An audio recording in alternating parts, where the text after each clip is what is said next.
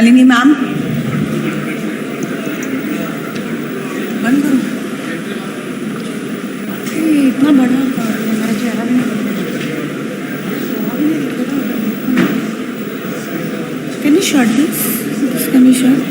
Can we shut that? कर सकते हैं। हाँ।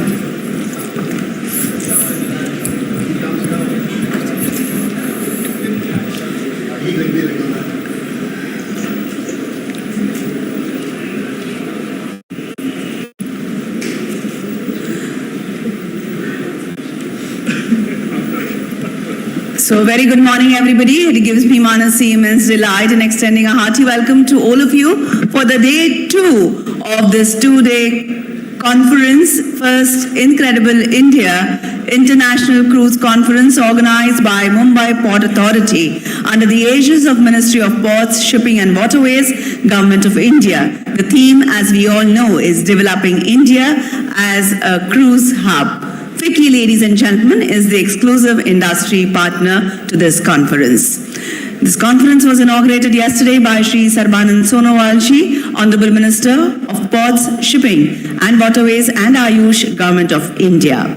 We begin the business session 3 and the topic is Role of Technology in the Post-Pandemic World. This session, ladies and gentlemen, will focus on discussing technology measures towards health and safety, such as contactless onboarding, to meet the customer's expectations on safety protocols, technology initiatives at the terminals, including infrared camera, thermal scanning, facial recognition, etc. Technology initiatives for a seamless travel experience, availability of telemedicine with its remote clinical services, among many other things. The speakers are here with us. Commander Neville Malau, Vice President JM Bakshi and Company. Welcome to you. Mr. Raj Singh, CEO, Heritage River Cruises. Madam Ratna Chadda, CEO, Tirun Travel Marketing. India Representative, Royal Caribbean Cruises Limited. Welcome, ma'am. Ms. Nalini Gupta, Managing Director, Lotus Destinations. Mr. Ravi Pawade, Regional Manager, Port Operations, Western Europe, Africa, Middle East, Indian Ocean, US, California, Holland, America Group. And Mr. Arun Badukoti, Practice Lead, Network Transformation and Application Modernization, India and SARC Cisco. This session will be moderated by Mr. Arun Kumar Iyer, Senior Director, Business Intelligence and Risk Solutions, CRISIL. Over to you, Mr. Arun Kumar. Thank you so much. It's been a great morning. Good morning, ladies and gentlemen. I think after the wonderful cultural program, we are here to start on this session on role of technology in cruise. I think the pandemic has been a big opportunity for us to look at technology in a very different way. While most of the industries have been affected, I think it has also thrown up a lot of opportunity to see how best we can use technology in the way we operate, the way we function, the way we leverage upon it. Cruise industry is no different, and I have here a distinguished panel of people here. So I'll quickly do a round of introductions. I think most of them don't need any introduction, but I thought just a couple of lines about each one of them. Starting with me on my left is Arun. Arun is an INSEAD alumni with about 20 years of experience with strong foundational capabilities on technology frameworks including cloud, IoT, IT/OT, security, and cloud-native applications. He has been working on this space for quite some time. I have Mr. Raj Singh, who is the CEO of Heritage River Cruises. He needs no introduction, a lawyer by profession and a naturalist by training. He's acknowledged as the pioneer of tourism and hospitality industries in South Asia. Joining me, Ms. Ratna Chadda, who is the CEO of Tirun Travel Marketing, Indian representative of Royal Caribbean. She's a chairperson and has been at the helm of various global travel products and pioneered the concept of cruise vacations in India. She is a member of the Cruise Tourism India Task Force, member of CII and chairperson of India Cruise Line Association.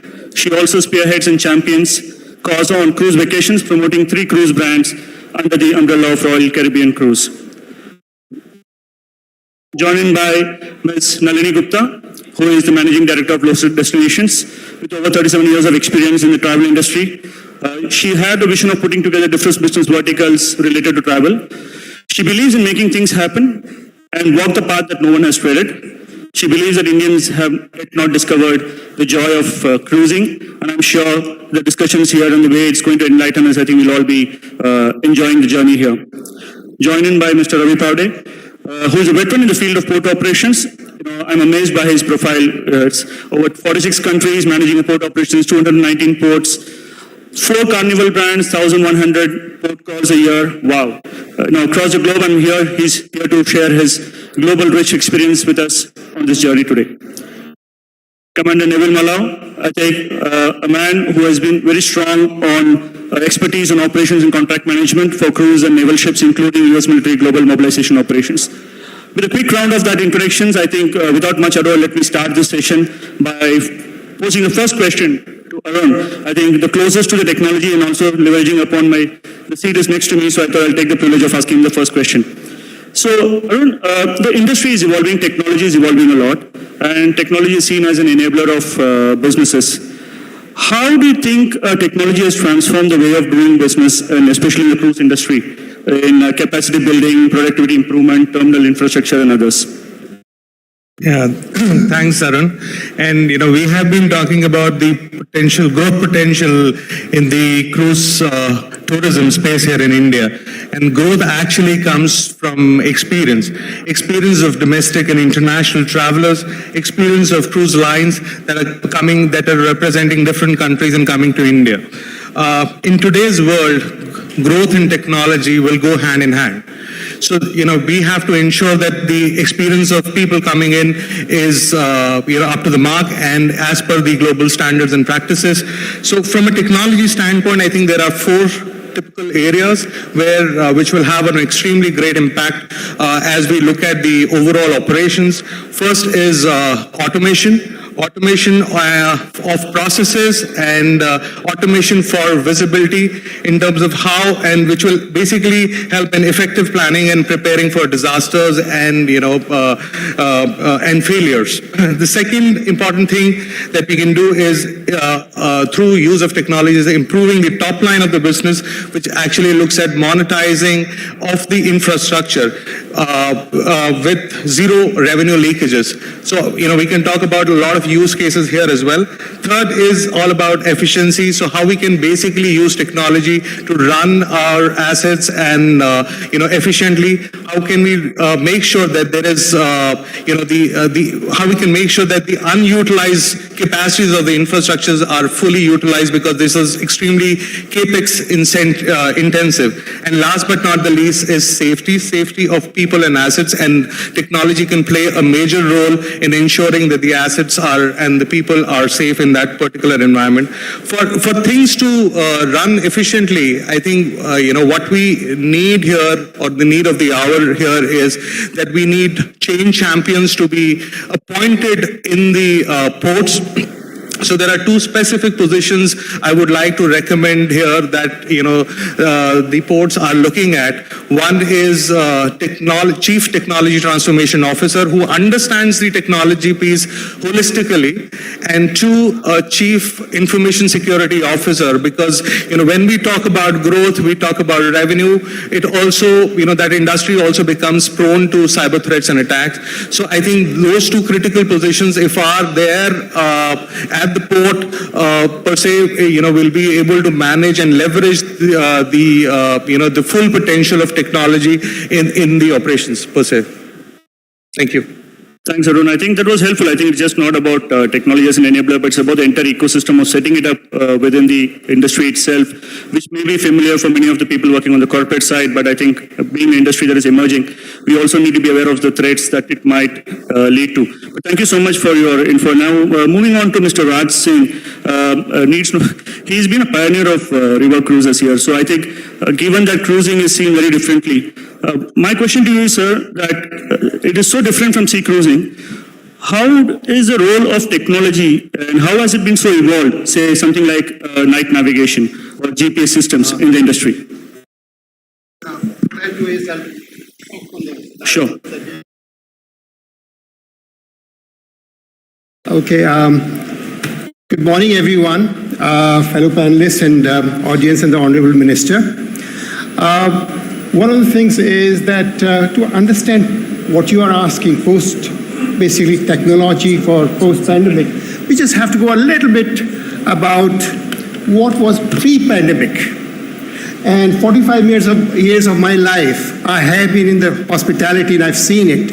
From the 70s, I mean, how many people know that in the 70s to get a landline was a very difficult thing? You have to have VIP quotas. And when we did, of course, also, even to make a phone call, the ordinary calls never went.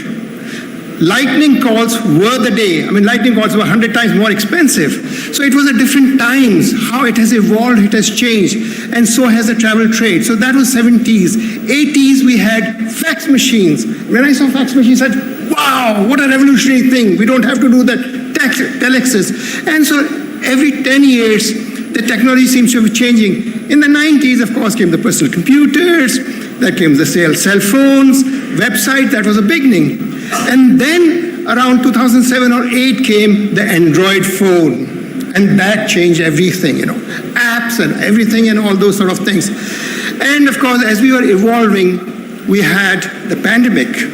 We had the virus. And that actually made the technology move even faster.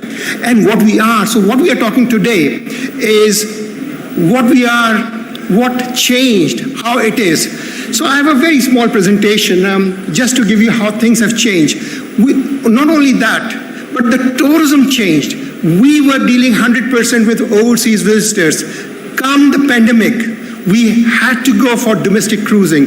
And the thing is, we had a very, very good response from domestic tourism. So river cruises, we started, and domestic river cruises are now a reality.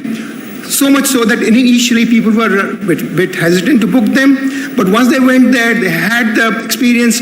Compared to large cruise ships, ours are boutique, 28 suites, 40 people.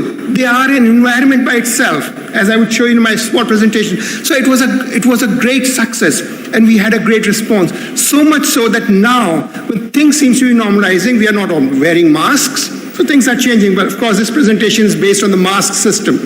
Is that we already have bookings for this year as charters, as normal bookings for areas which are there. So a short presentation because the time is short. Of course, can we have the next slide? Look how pandemic changed us. This gives an idea of exactly how everyone thinks. Our way of thinking changed. Our needs changed. And that's what it is. Next. Next. How that is. So all these things should visually how we are thinking, how we are moving, and in the post-pandemic world, and how we have to plan. Next. Next. Of course, the expectations of guests also changed. And of course, when you are traveling in a cruise ship, of course, on our river cruise ships, we have our smallest cruises 7 nights. Our longest cruise will be 52 nights. We have to be hygienically conscious, and because we want our guests to be happy and healthy. And so basically, so we were very, very conscious, but after the pandemic, we became even more conscious, and we took all the access, all the information, all the things needed to meet the guest expectations. One of the questions which Arunji asked me was, how are the night navigation facilities and all? Just to let you know, on our rivers, the Inland Waterways Authority of India has a very good system of night navigation. So during even the COVID time, we did night navigation. Our ship sailed with domestic tourists. And we also used the jetties of KOPT with shore power connections. So we did continue, of course, instead of 3 ships, we had 2 ships operating, but we did. So all the systems do exist in National Waterway Number 1, National Waterway Number. I mean, this is one of our ships, as you can see, Ganges Voyager 2. We have 5 ships. All our ships are made in India. They're manufactured in India. They are staffed by Indians. So everything is Indian. It's make in India in every way, employment, as well as manufacturing, as well as taxation. Next. Of course, as I said about health and hygiene, these are some of the measures which we took because everything is in-house and we were a bubble. So all our domestic tourists who actually flew in from Bombay, Pune, Hyderabad, Chennai, Bangalore, they felt safe, very safe in the environment as all the services were provided in our own ship. Next. Of course, as we were there, we created a bubble, which was a safety bubble, and that made people much more safer and being willing to, and it was more of a people-to-people PR, which worked for us. People who had gone there, then sent their families, friends to be on the ships. And now also we have a lot of referrals from domestic tourism. Of course, international tourism is coming along, but we are going to continue domestic tourism as well. Next. Again, all these services, we made them contactless to ensure that people's confidence was there and how it happened. Next. Next. And these are some of the things for the future. Some of the things we have already done, some of the things we are going to do to make our ships even more better and contactless. But the most important thing which we are going to keep, yes, we have learned from the technology. We are going to do it and we are going to take the good part, but we are not going to lose the self, the basic connection with the people, what we are. As the quality of our services, the connection, the sentimental. So basically, we will be still connected to the people. So technology would be there, but we will still keep our old ethos of personal service and doing things personally. Next. Of course, again, there are some of the things which we have actually put in place, and in some of the ships we are putting to make it more healthier and hygienic. Of course, as we go on, unlike the sea ships, we are very near the shore, so it's very easy to get medical help or connections, and that's what we did. However, just to let you know, during the entire COVID time, none of our crew members who were there on the ships had COVID. None of our guests who came had any COVID or anything. So it was the way we had health and hygiene and sanitize for our domestic cruises that people felt safe and healthy. And also the other thing was that they were able to enjoy the cruises as such. Next. Again, our teams, of course, they are very hygienically conscious, and as far as cleanliness is concerned and all, and after each of the departures, they were tested if they had bubbles, if they had COVID or not. But during the entire time, all our teams were very safe. No one had COVID entirely. Next. And of course, we do believe in sustainability. As we are saying, we use a lot of technologies like our own water filtration plants, no plastic bottles, which means no plastics. We use hospital-grade silencers. Noise pollution to the villages and shore jetties is less. We use shore power given by the Calcutta Port Trust to us when in Calcutta, and other jetties which would come with shore power. So basically, that would again be an important thing, and which is being followed in India, and the Ministry of Shipping and Tourism will, I'm sure, following these things to make us sustainable and pollution-free. Next. So this is one of the things. Pandemics will come and go, but the hospitality industry will continue to reinvent, and that's me. Thank you.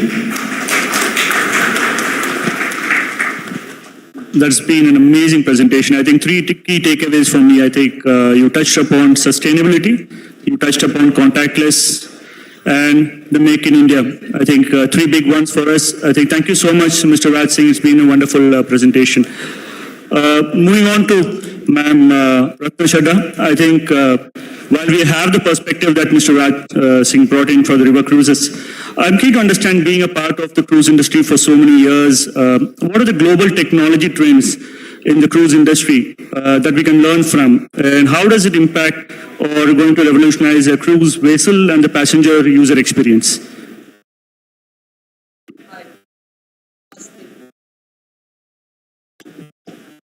And good morning to you all, or is it good afternoon, nearly? So we are very happy to be here, and thank you for this platform to give us the opportunity to interact with peoples, because that's our business. You can be as technologically advanced as you want, but that connect has to be there with people.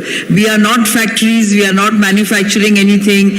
We are dealing with emotions, sensibilities, experiences, and therefore that people connect needs to be there. Anyway, having said that, I think today there's nothing that's global. Everything is global. It's the borders have collapsed.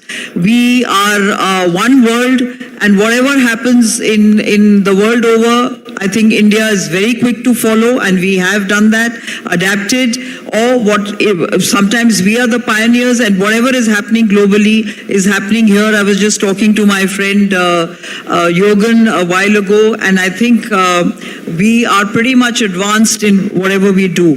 Having said that, talking about technology and the cell phone, I was just noticing today, I'm just going away a little deviation from the question, but I was noticing when the cultural program was on, each one of us was on the phone.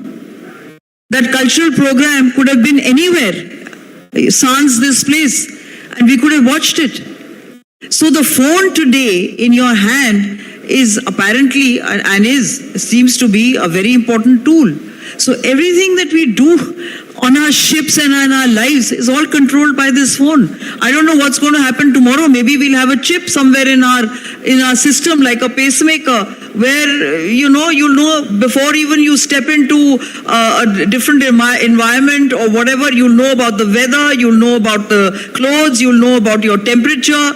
And medically, how fit are you? Can you go on that cruise or not? Are you COVID constrained or whatever the next, I hope not, next virus is going to be? I don't know. So really, the experience, I think we've taken away a little bit of that experience from our passengers, but we've given them health and safety, which is paramount today. So what we are doing on our ships is basically everything is technology-fied. Everything is on the app, and I think here as well, the Indian, our domestic cruise line is also following the same application. You can check in the minute you book your cruise. You can do your check-in and get all your information at the click of a button. You upload your health and safety requirements, that are the protocols that are required. The minute you get to the pier, everything is digitized there, and all you need to do is just show your certificates or the app, and you're checked in, because your passport, your photograph, your thankfully it's not father's name and mother's name as we do here filling up the forms in India, but everything is uploaded. You don't even need to collect your key from the person who's checking you in. You get into your ship, the key is outside your door. We've got technology now where the key is in your app. You don't even need to pick up that physical key. You can control your entry into your room through your app, and everything within the room, your cabin, is all digitized. So much so that the security drill that we normally is mandatory for every passenger to go through on the ship is also digitized now. You can go see that on your TV screen. All you need to do is just go with your CPass card and check in to the muster station that is allocated to you, so people know that you have mandatorily gone through the exercise. So there's expedite boarding. The security drill is digitized. You've got digital keys, or your apps work for that. Your stateroom information, everything, even your shore excursions, your specialty, anything on board the ship, you can go through the app and book all of that. I mean, so much so, I hope we don't become robos. Tomorrow, the button will say walk, you click that button and you start walking. I mean, I hope we don't lose our minds, really. I come from an era, like Raj Singh just said, where telephones, you had to wait for years to get a telephone connection. I come from that era. Now I'm scared that I've become a robo. I'm just doing what I've been asked to do. I can't even ask a question if I want to, because it's so digitized. Everything is there. So where is the connect? I mean, I'm going the other way around. So I need an answer. Are we going to go this route? We are not going, that's what I said. Okay. We are going to be connected with people. We will take what is good, but we are going to be connected. That's our business, because tomorrow you'll say, why do we need to travel? We can see everything digitized. Hello, it's not the same experience. That's why we are all here, I think, today, to connect with each other and not take away that emotional quotient that we have. That's the reason why we travel, to see things from our own, life. We don't want to see it digitized. At least that's my take. So, as far as I'm concerned, everything that's global is domestic. Everything that's domestic is global. Thank you so much, ma'am. I think it reminds me of that famous tagline, connecting people, right? I know of the famous company there, but echo the thoughts, and thank you so much for your inputs. And going on to Ms. Nalini Gupta, I think somewhere relevant. I think ma'am covered a bit on the port infrastructure in terms of what can be done. My question to you is, how do you think we can leverage what has been done globally in terms of port infrastructure? And how do you think the global cruise industry is trying to remain competitive, especially using technology? If you can throw some light on it, it will be much helpful.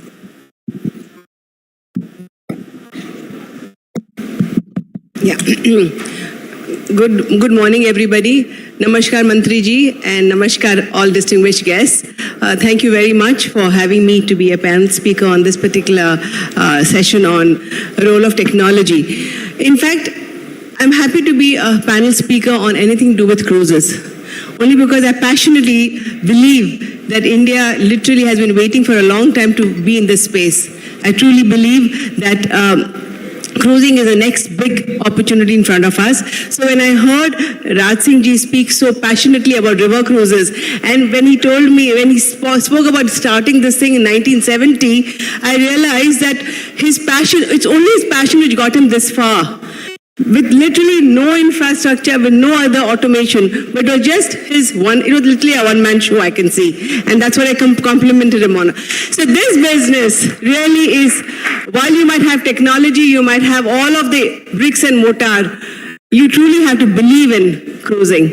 That's important. That's the first step. And I can speak from my own experience. Costa Cruises brought in ships in 2016. For 4 years, we had a home port, and we did this, and I think we carried this successfully. We have all our customers who want to come back to us, only because despite not having a great infrastructure at the ports in India, and truly, probably India didn't feel the need to have great infrastructure because they didn't have that much of business. So it's a chicken and egg situation. So probably with very, very little automation, literally nil automation and minimal infrastructure, we managed to get through the 4 years only because there was very strong human interface. When Ratna talks about human interface gradually disappearing from the face of earth, I don't think that will happen. India will always be a people's people. It will always be a people's country where you can connect with people and still ask for help and get it done. If you are on the right track, you will get help. If you're passionate about it, definitely you will get help. So I got help all along. In fact, my whole team got help very well, and we ran a very successful 4 seasons of Mumbai home boating. Unfortunately for us, COVID came in, things changed, and again, going back to Ratna's point about everything turning virtual, there were a lot of virtual meetings which happened during the pandemic. But in the end, when we met with headquarters last month in Italy and people met with each other, the results which you get is far superior because you are meeting face to face. Like we are doing this meeting together, it makes a big difference than doing it online.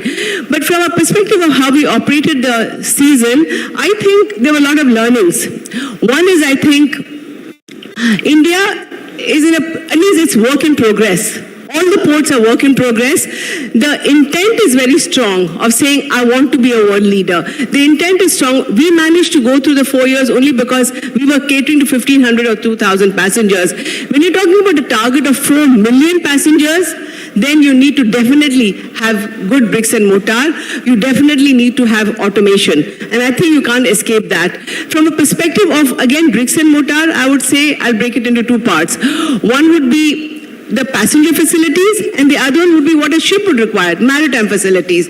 So from a passenger perspective, like Paul said yesterday, we don't want great bells and whistles. We need basics. We need a great waiting area for passengers. People come from every part of the country into Mumbai or Cochin or whichever port they're coming into. They need a waiting area. They can't be put on the street under a shamiana. They need a proper air-conditioned waiting area. Cruising is basically people are traveling with families. They need possibility of some food vending machines. They need car where the vehicle drops you to the gate. They don't have to walk a kilometer to get into the terminal. You need they are very easy to do things. And more importantly, I think a customer thinks when he books a cruise, he's already on a cruise. So when he comes to the port, he just expects to get in there and think this destination is here. Because the cruise is the destination, unlike in an aircraft where you say, I'm waiting, he waits at the airport, why can't he wait at the cruise terminal? They do different things. For him, his destination is a ship. The aircraft is a vehicle through which he gets there.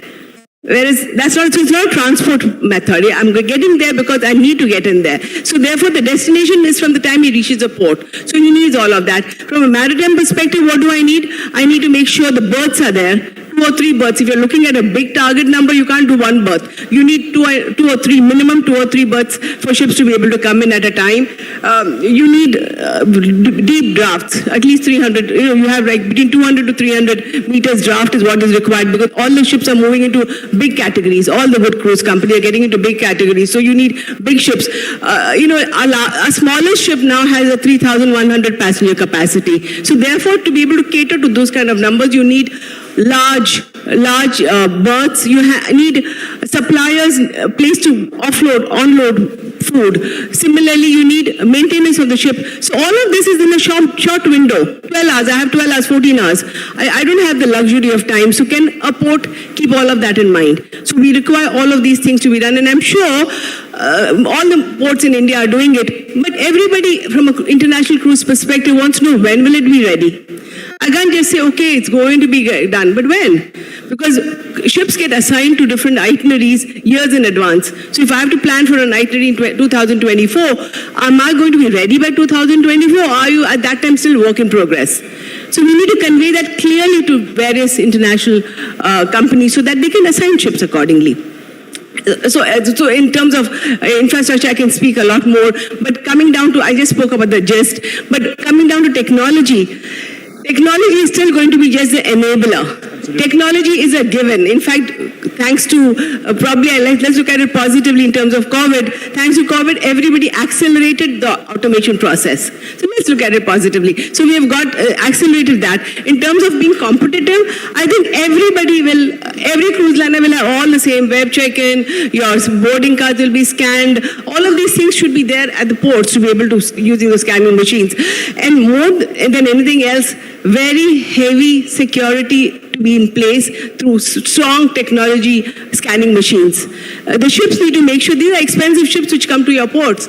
We need to make sure that these ships are safe and things which are getting onto the ship, which means human beings and their baggage, is safe. So the ports need to invest in very, very good scanning machines in terms of to protect these ships and protect everybody around as well. So we need to do all of that. Again, in terms of technology, things like using the mobile, using the various web apps, using Internet of Things. You'll have thermal scanners everywhere to measure your temperature, bands to measure what's your pulse rate, your oxygen rate. All of these things are going to be a given in that sense. So all of us will have it, but most importantly, we need to ensure that we as a team in India put these things together, convey to the world that we are ready, because everybody wants to, like she said, domestic has become global and global has become domestic. We are one world. Absolutely, ma'am. I can see the passion in which you spoke about it. And I'm sure the industry is well placed there. And when you spoke about IoT and others, I can see Arun getting excited about it because that's what he thrives on. And you touched upon a very important aspect, I think, from passengers to maritime and large vessels. And that leads me to the man on my left, Mr. Ravi, I think, who manages support operations. Well, on the side chat, I'll catch up with you in terms of how do you manage so much. That's something I anyway learned from you. But what do you think, because I'm sure the port designing and planning is a critical aspect for the growth as well. What do you think could be potentially quick wins in terms of technology and what can be a faster implementation here? Good morning. Thanks, Arun, for the question. I'm first going to start a little bit about the international cruise passenger because I want to talk about that experience first. So an international cruise passenger is basically an explorer, a discoverer who is coming to a destination to explore or discover the heritage, the culture, the gastronomy, or even just simply meeting with people to know about the region. The cruise passenger, we bring cruise passengers for a short duration. The cruise call is about 10 hours each time we call in. And during that time, it's a small experience the cruise passenger gets of the destination. If the cruise passenger is really interested in that destination or has a good experience, they look at coming back and revisiting that destination or the country on its own. This is what is important because we don't want to treat a guest just for the day the cruise is calling in. And you think, okay, the cruise call, they get off, they get back on, we are done. No, we need to put the country and what it offers on a global perspective, and that is to enhance guest experience. Why I talk about guest experience more is when we are asked to put a cruise call in a port of call, we look at the ratings the guests give us. If the rating is good, phenomenal, that means they had a great experience. We want to go there more to showcase more that destination. If the rating is mediocre, we will still try to improve that destination. But if the destination gets a very poor rating, then it is not really a good experience for the guest. It reflects negatively on the port. So going back to your first question, what is it really that we look as a cruise line in a port development is putting the right infrastructure to receive the guests, give them a good experience. The destination has a good product the guest can explore and enjoy. Now coming to the destination itself, like Ratna alluded and even Alini alluded, the ships are not getting smaller. The ships are only getting bigger, and it is larger volume of guests coming into a port. And now, in regards to technology, we have to really step up and make this embarkation and disembarkation process streamless and very quick. So Princess Cruises actually, we developed a method, it's called the medallion technology.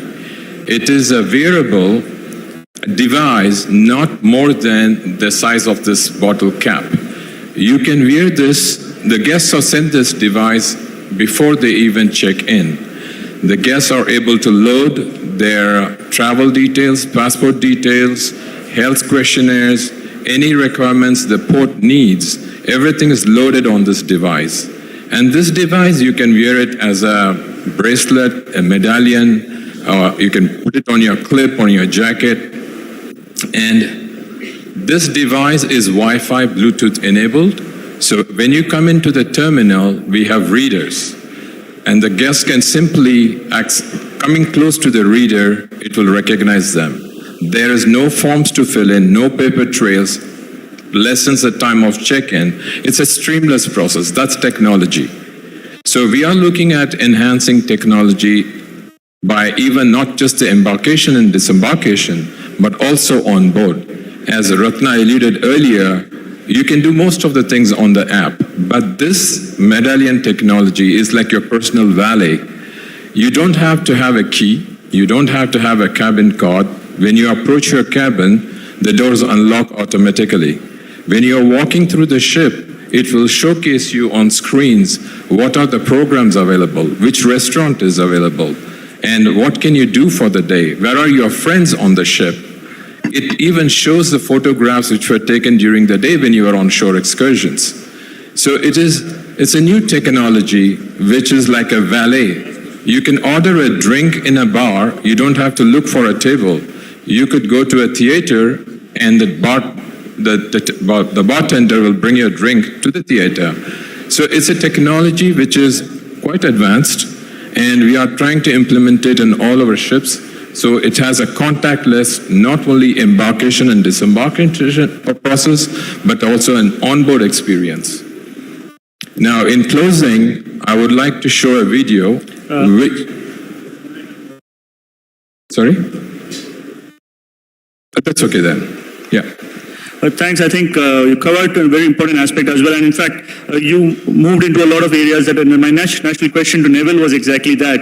One is seamless experience and the second is contactless technology, right? And the man who has run operations and right from the start to create the platform for right from the processes of ticketing to invoicing to finance and creating that one implementation platform for one-stop shop all.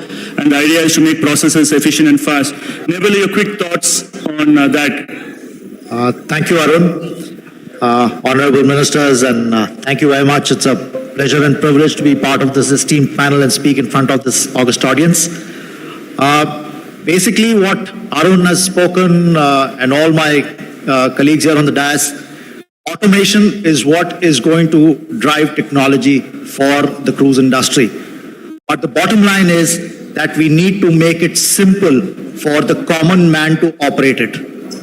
We need to understand that the large amount of automation that we are bringing in is basically calls for an involvement and commitment from the passenger and various agencies to upload that kind of data or biometrics or whatever is required to run that automated system. And therefore, the more efficient that gets, the simpler it gets, the more efficient that whole system will become.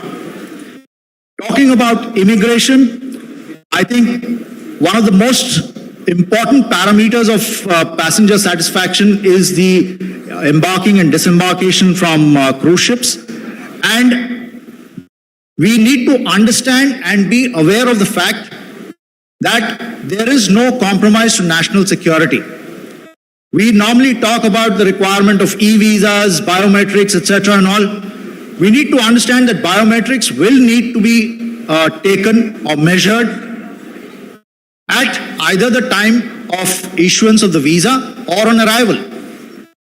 So if you want an e-visa, we have to be prepared to give your biometrics at the port of arrival. Yes, the systems at an airport are much more advanced. They are used frequently and therefore people are more aware and comfortable with its usage. It will take a little bit of time for the seaports to get acquainted with it. And so, like for example, passengers coming for a transit call to a port. What is the requirement of immigration? It's basically to ensure that 1,462 passengers have disembarked and 1,462 passengers have re-embarked. And therefore, you could use it by mobile scanners, you could use various other quick facial recognition technology and whatever to expedite that process. As far as excursions is concerned, post-pandemic, I think the most people around the world are looking to go ashore in smaller groups. And therefore, we need to be able to track these groups. We need to be able to understand what the requirement of each one of these people on being part of the group is, like know their preferences, whether they are on a holiday, whether they are coming to celebrate their birthdays or anniversaries, or whether they're just coming for vacation with their family.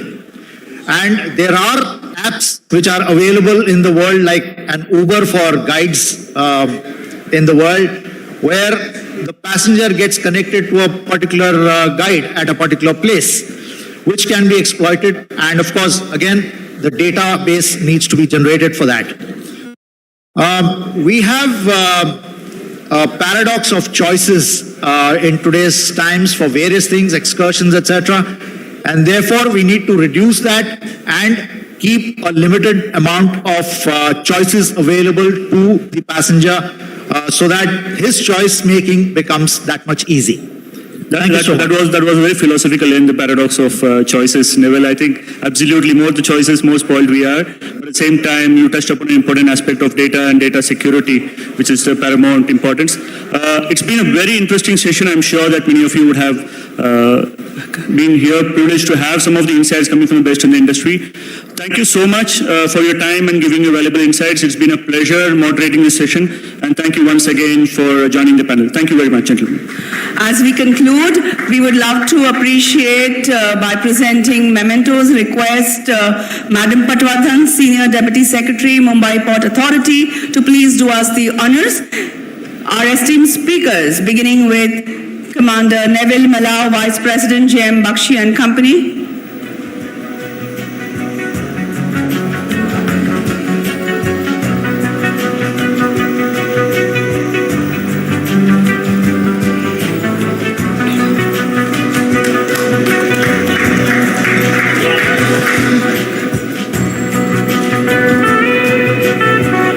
Mr. Raj Singh, Chief Executive Officer, Heritage River Cruises.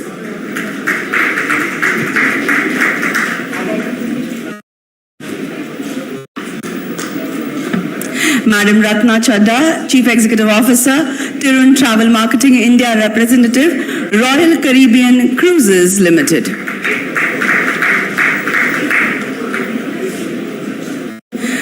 Madam Nalini Gupta, Managing Director, Lotus Destinations.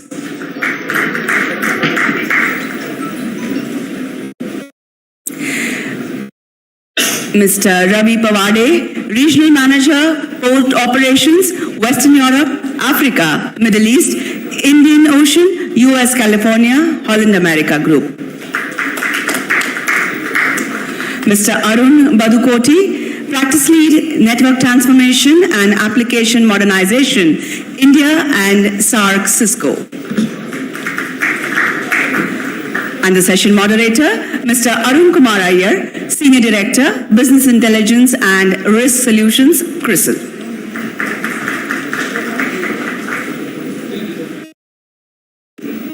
Can we take a quick group picture for memory's sake, please? Gentlemen, ladies, please.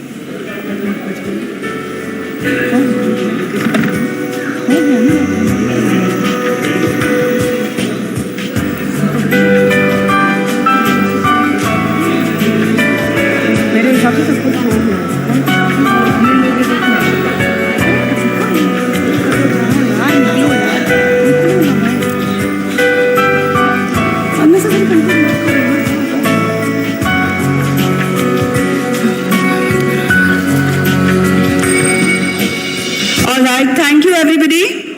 Ladies and gentlemen, we are not breaking. We are beginning the next session immediately. Please remain seated on your seats. Sorry, I have something to say. Why can't you speak right? It said it was right now. Sorry? Sorry, I didn't get you. All right, we have the honorable ministers with us. Ladies and gentlemen, please remain seated.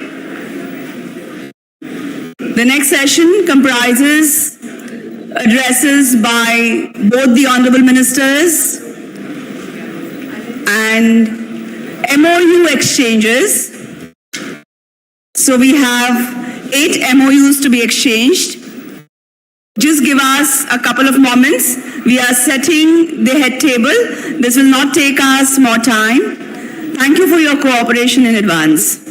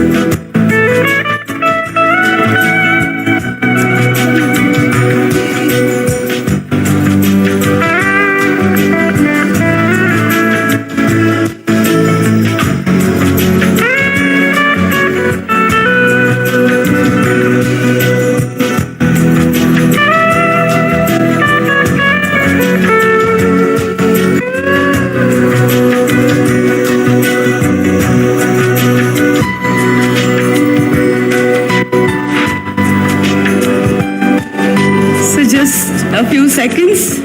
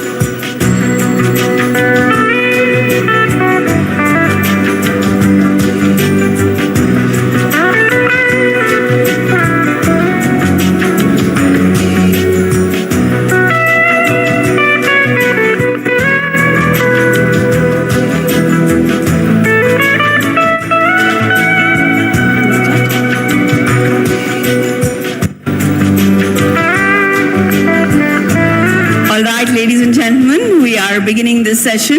All those standing requested to please settle down quickly. So let me begin by inviting the Honorable Minister for Ports, Shipping, Waterways and Ayush, Government of India, Shri Sarbanand Sonowal ji, onto the dais. I also invite Shri G. Kishan Reddy ji, Honorable Minister of Tourism, Culture and Development of Northeastern Region, Government of India. A very warm welcome to both of you. I request Shri Dr. Sanjeev Ranjan ji, Secretary, Ministry of Shipping, Ports, Waterways, Government of India, to please take his seat on the dais. I also request Shri G.K.B. Rao,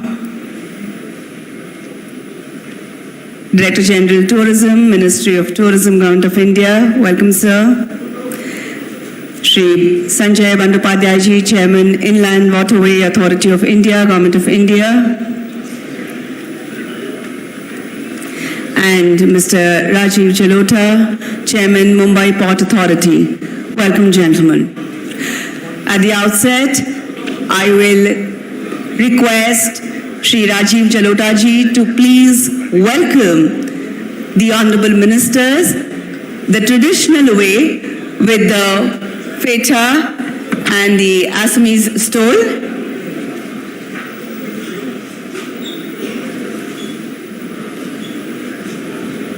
Yes, this, as you can see, is the Maharashtrian turban called the feta and the Assamese stole. Please accept this honor, Honorable Minister of Ports, Shipping and Waterways and Ayush, Government of India, Shri Sarbanand Sonowal ji. A token of respect and love. Can we hear a resounding of claps, please? Shri Rajiv Jalota ji, welcoming and felicitating Shri G. Kishan Reddy ji, Honorable Minister of Tourism, Culture and Development of North Eastern Region, Government of India. The welcome has been reciprocated. Let us hear it loud.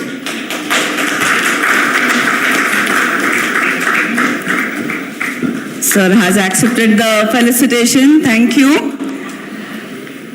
I will request Mr. Sanjay Bandyopadhyay, Chairman, Inland Waterway Authority of India, Government of India, for the welcome address. Mr. Bandyopadhyay.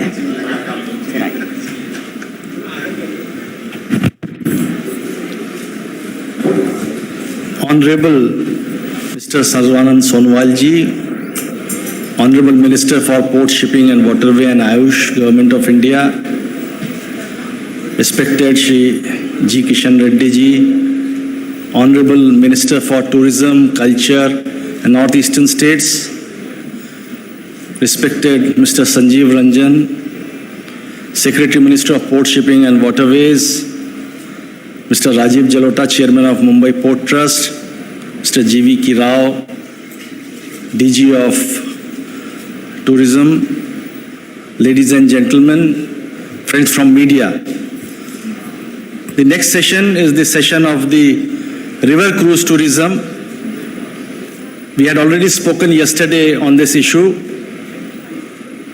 and over yesterday and today, a lot of discussion has taken place both on the sea cruises as well as on the river cruises. And specifically, since this is a session of river cruises and there are a lot of speakers lined up, I will in short just say that this sector is seeing a double-digit increase. River cruises started with the Ganga, stretch of 1,620 kilometers, and it also included the Sundarbans and went up to Brahmaputra.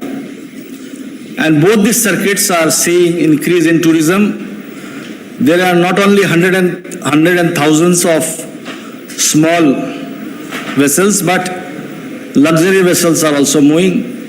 And all the operators and owners are sitting here in this hall.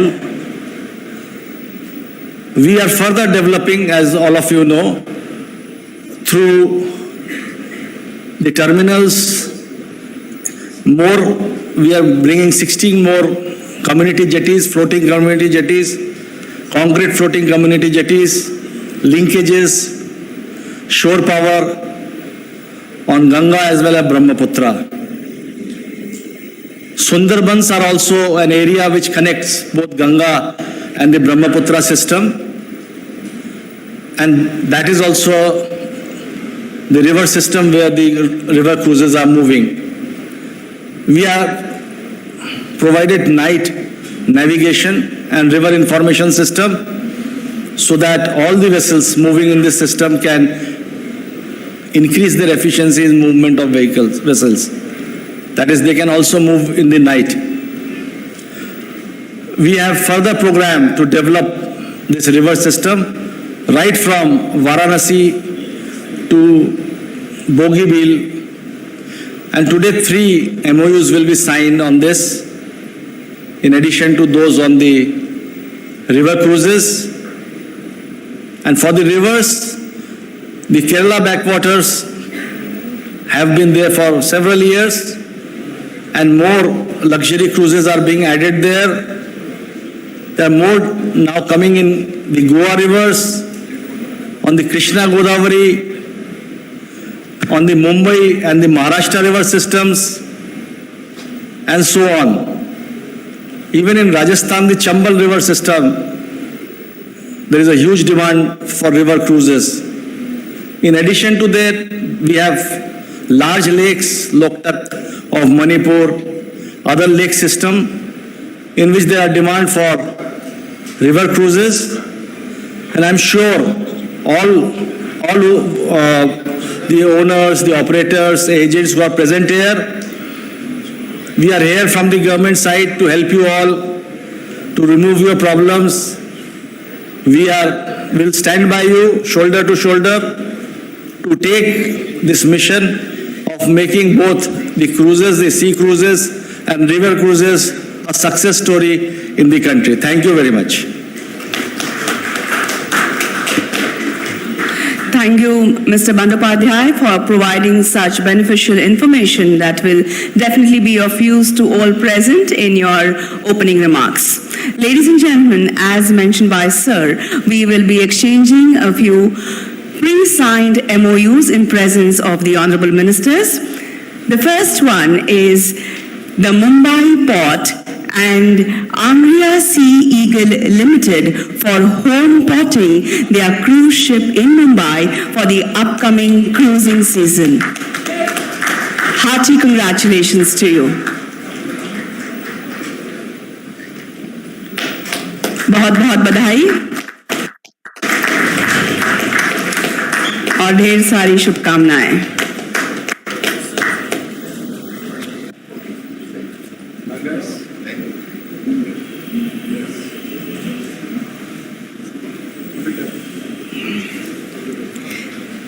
The next is Mumbai Port and Waterways Leisure Tourism Private Limited for home porting their cruise ship in Chennai for the upcoming cruising season.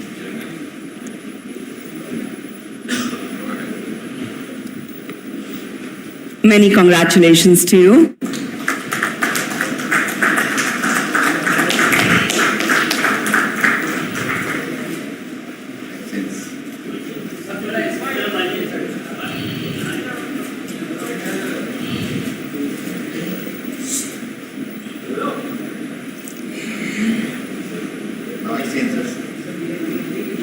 Photographers in the front requested to please remain bended because we have videography happening from behind. Please do not block the view. Thank you for your cooperation. Up next is Mumbai Port and training ship Rahman for being an existing service provider in the field of maritime training for cruise vessels. This will endeavor to recruit Indian seafarers to support Indian Maritime Vision 2030. आइए.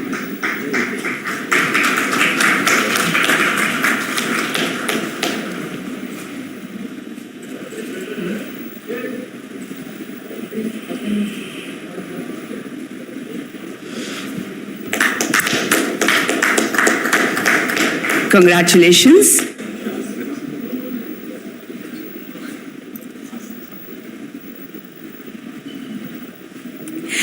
Next is Mumbai Port and SA Cruise Services Limited, a subsidiary of the Apollo Group USA, for being an existing service provider to cruise operators in India with approximately 600 seafarers. Congrats and all the best.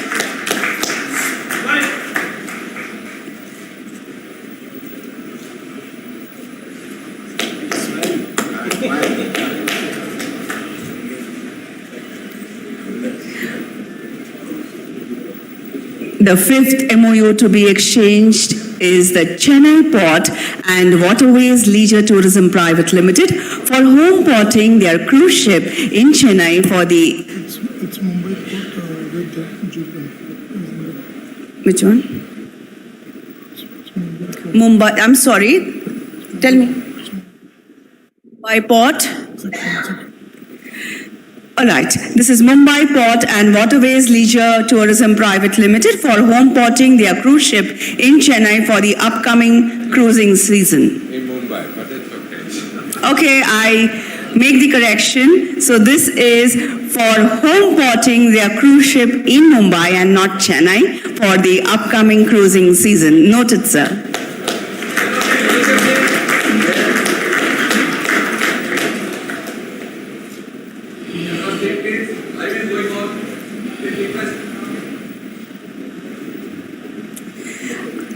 सारे photographers की से एक विनती है, आपका सहयोग यहाँ पर अपेक्षित है.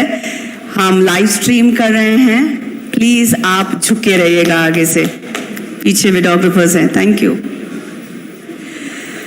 Okay, the sixth one is IWAI and Antara Luxury River Cruise for river cruise between Varanasi, Uttar Pradesh and Bogibeel, Dibrugarh, Assam via Kolkata and Indo-Bangladesh Protocol route.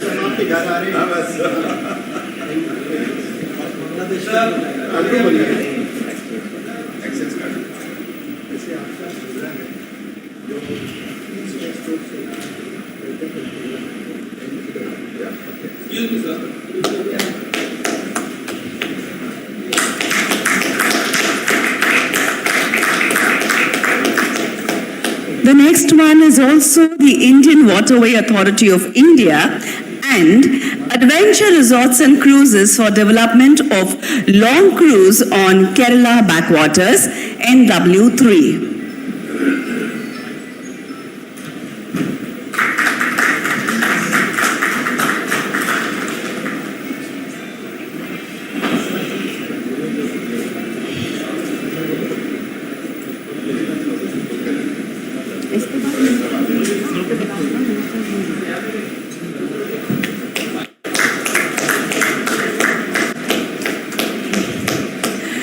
And the last, eighth one is a hat trick of IWAI and JM Bakshi River Cruise between Varanasi and Bogibeel via Kolkata and the Indo-Bangladesh Protocol route.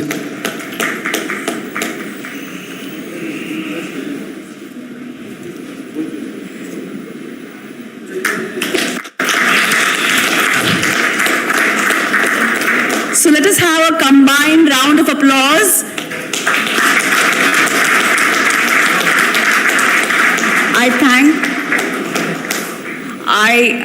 So the minister has to leave. He has a pre-decided engagement elsewhere. Of course, a group picture which will stay with us for times to come. अविस्मरणीय क्षण हम सभी के लिए.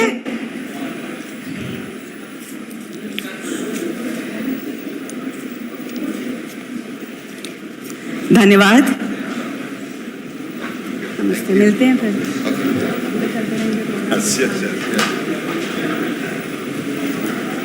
Ladies and gentlemen, an earnest request, please do not get up from your seats. We will continue the session. Can I invite the Honorable Minister of Tourism, Culture and Development of North-Eastern Region, Government of India, Shri G. Kishan Reddy ji. A special address by you, sir. Please.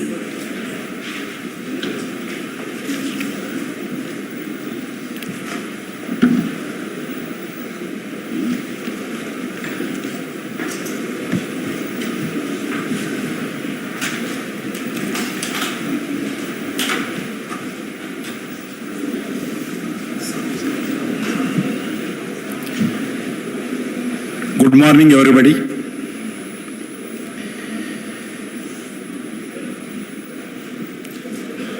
Namaste, everyone. Sri Sanjay Bandyopadhyay ji,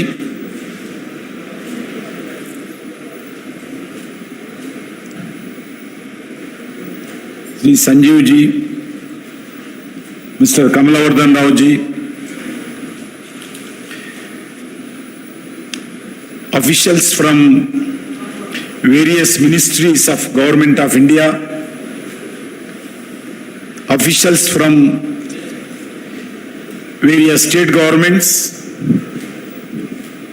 delegates from different countries as well as India, Ministry of Tourism officers, Ministry of Shipping, Inland Waterways, Port authorities, port trust officials, and operation and management. थोड़ा मेरा weakness है, थोड़ा long speech देने का, और थोड़ा गला भी खराब है.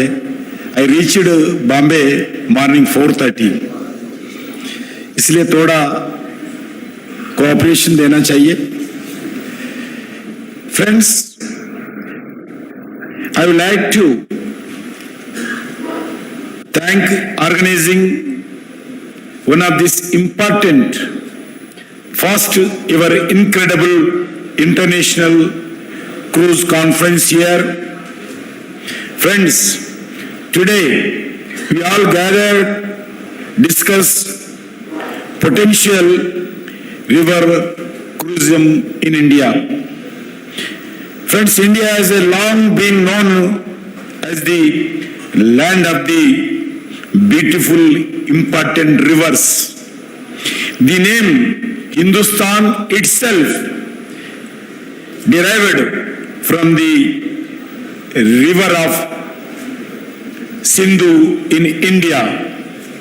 We are all a country which rivers and a nature are worshipped in the form of gods and goddesses.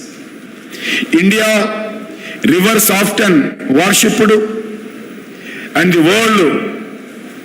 word Ma, that means mother, is used when they are spoken about, such as Ganga Ma, Ma Jamuna, Kaveri Amma, Ma Godavari, Ma Krishna. This type of attitude, respective rivers, we are going to continue. Therefore, since 2014, in the last 8 years, under leadership of the Honorable Prime Minister Narendra Modi, a significant effort to clean our rivers, Swachh rivers, clean rivers. Among these efforts, we have taken up a cleaning and rejuvenating the Ganga River in a mission mode. Through the Namami Ganga mission, the government has spent more than $2 billion recent days, that is 15,000 crores. Friends, this also contributes to protection of the Ganga River dolphin, prosperity of the farmers in the nation, preservation of our spiritual heritage in places like Varanasi, Prayagraj, and other Ganga River spreading places. We understand that clean rivers will also ensure potential for tourist activities such as a river cruisism. It is not just River Ganga, but each river has its own unique potential. The important river Brahmaputra in the east offers some of the most thrilling cruise experience as it makes its way through Assam. In Madhya Pradesh, one of the threat to the central Indian heritage in the Narmada cruises. Now one can visit the Statue of Unity in Gujarat through a river cruise on the Narmada River. Down south, the Godavari, Krishna, Kaveri showcases the temple culture that is prominent along its river banks. These include important spiritual destinations, South Ayodhya called Bhadrachalam Temple, Sri Rama, in Telangana state on the river Godavari. Kerala backwater cruises are a marvel of its own.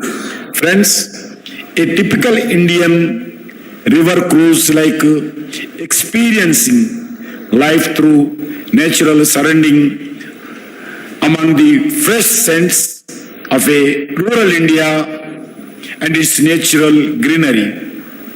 The gentle pace far away from a pressure life.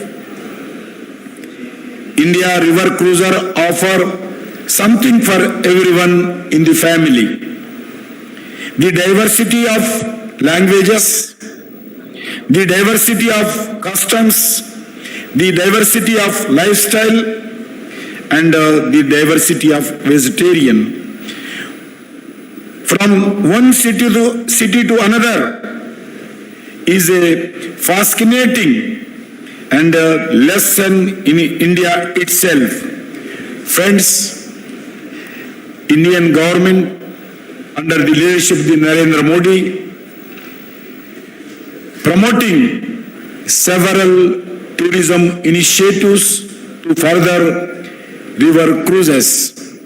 Some of them include riverfront development, increasing the number of cruise ships in the country to 1,000, developing infrastructure for aquariums, water parks, sea museums, and cruising in cities and clusters connected to ports.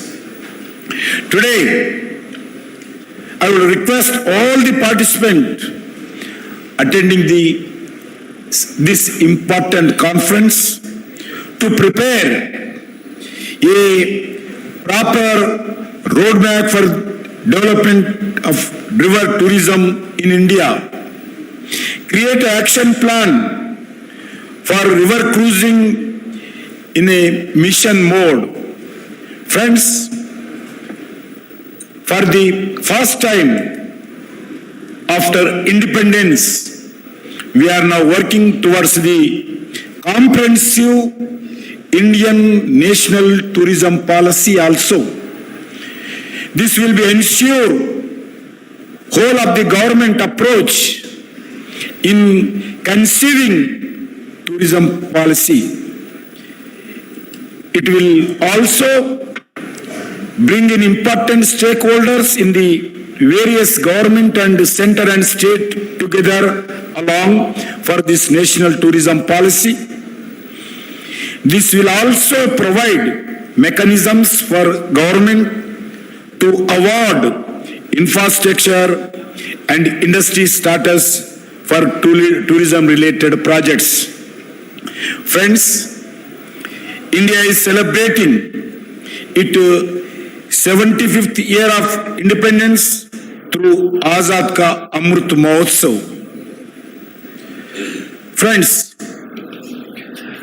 our Prime Minister are telling Amrit Kal, Amrit Samay, Amrit opportunities, Amrit suitable time, because today there is a Amrit Yuva Shakti, youth population, youth power, youth talent. 2047, our country going to celebrate 100 years Independence Day celebrations. Coming 25 years, that is a important days to develop our country. Coming 25 years, we should become one of the powerful country in the world, because there is a opportunities, situation, time is like that. Coming 25 years, in the world, the biggest youth power in India, biggest youth population in India, everybody, every society, every activity, every wing, every sector, we should utilize our Indian youth power, youth talent, including our cruise tourism. Friends, in nearby countries situation also,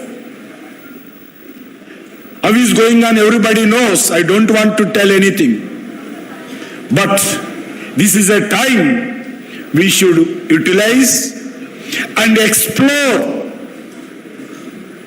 all activities nearby countries going on.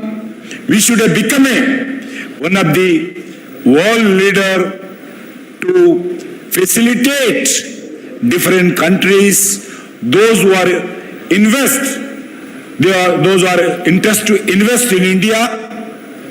That's why I request all the domestic tourism organizers, institutions and investments, and also I request on behalf of the Indian government, Honorable Prime Minister Narendra Modi, from this stage to come India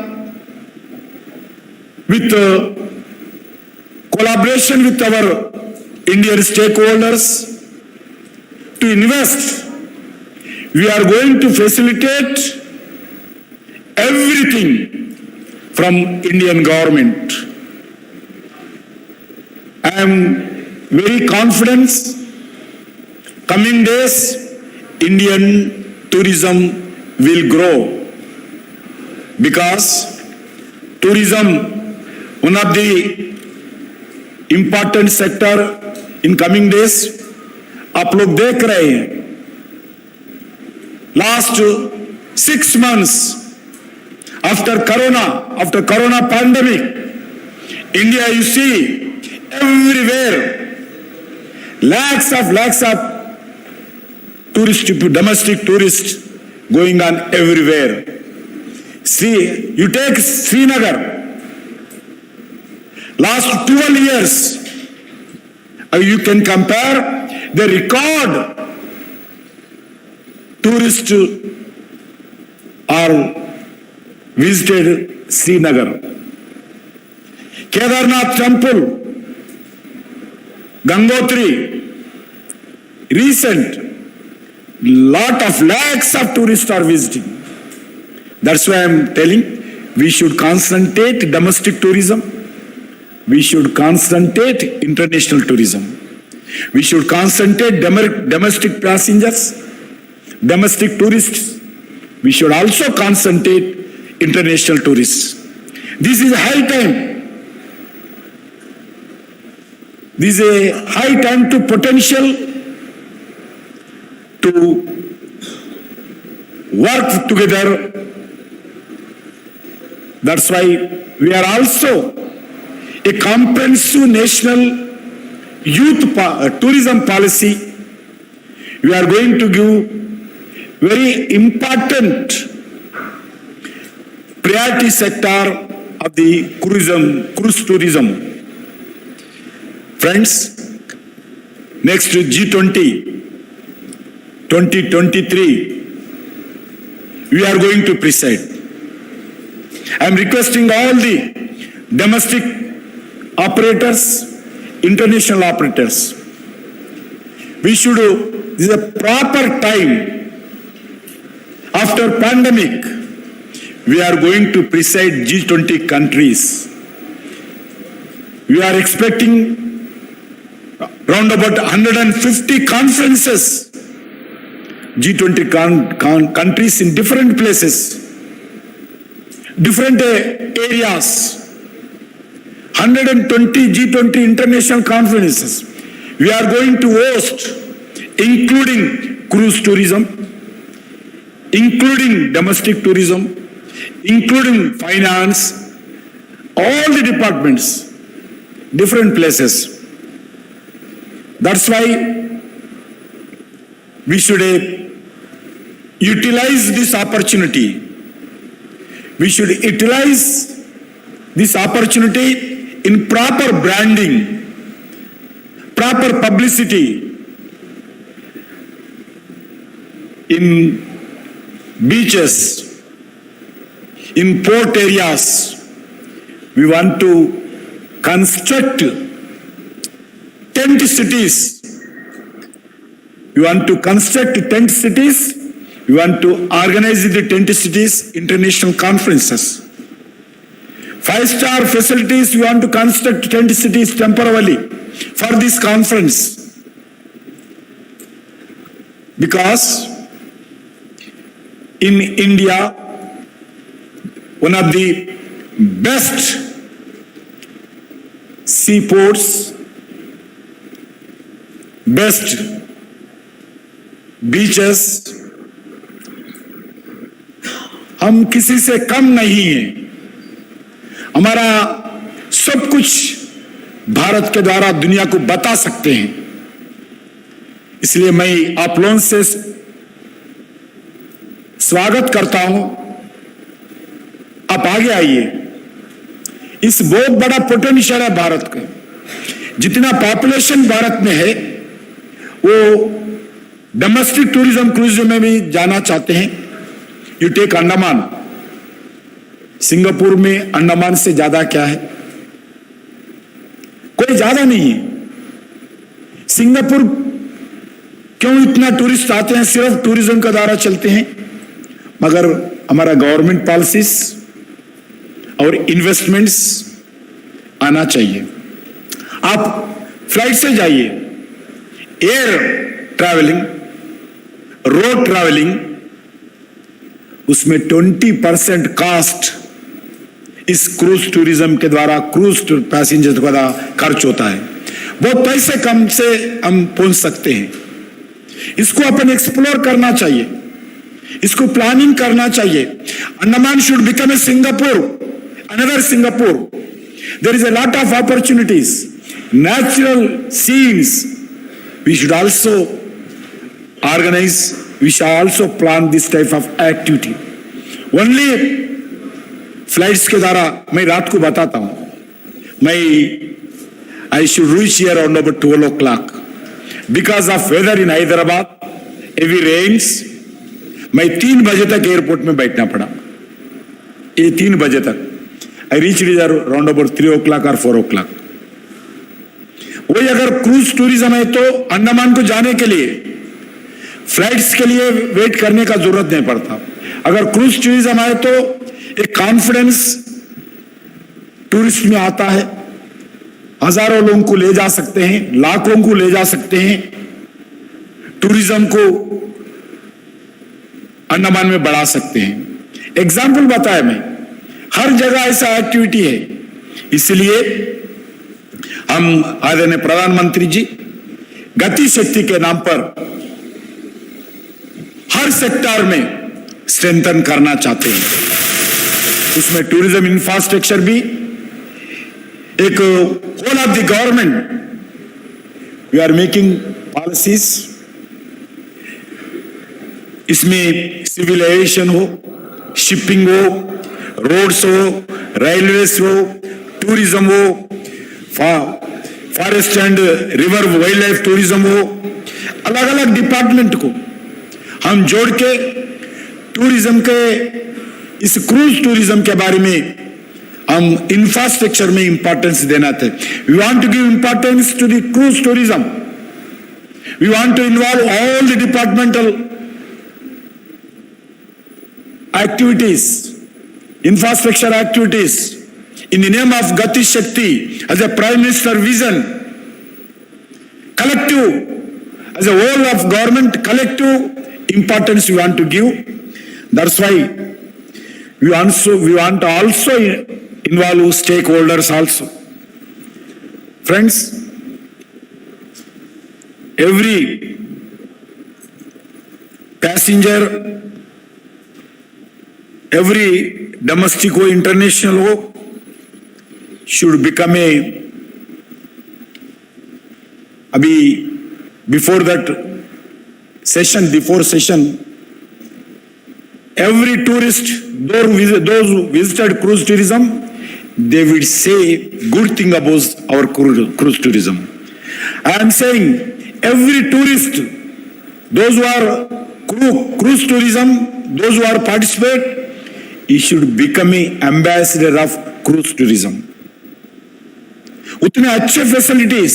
We should provide satisfaction, proper facilities that tourism, including me as a whole of government. I should also come with proper policies. I should also proper infrastructure activity as a government, because financial crisis, there is a entire country we are facing. Still, our country's financial situation better than any country in the world. This corona pandemic situation also. But we should work together. We should concentrate, and we should also give priority in facilities tourism. Friends, let us resolve to make river cruising as one of the new innovative tourism products that we can build on a larger scale in India. As a first step forward, I would like to congratulate the Ministry of Port, Shipping, Waterways for organizing important conference, for giving the forward cruise tourism. In the time to come, we would like to see India as a global cruise hub. Today, I would like to conclude my words by inviting you all to further India's potential in river cruising with the slogan, "Come cruise in India." Thank you once again. Thank you. Jai Hind.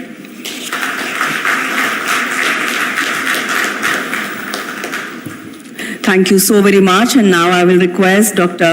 Sanjeev Ranjanji to please felicitate and present a memento as a token of gratitude and appreciation to the Honorable Minister.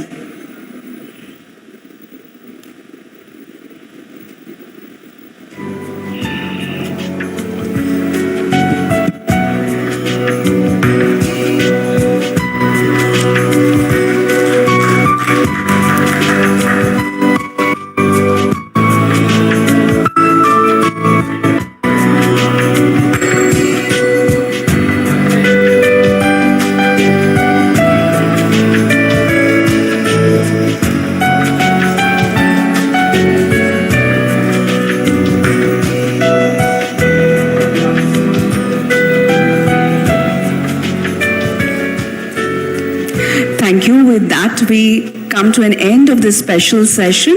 I would request the Honorable Minister, Dr. Sanjeev Ranjanji, Mr. Sanjay Bandyopadhyay ji to please take their seats in the audience. Mr. Rao, you can stay back with us as you are one of the speakers of the next business session. Just give us a few moments.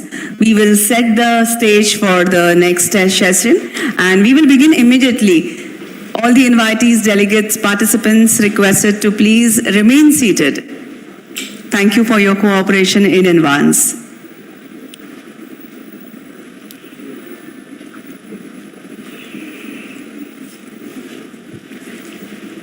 So you can stay back.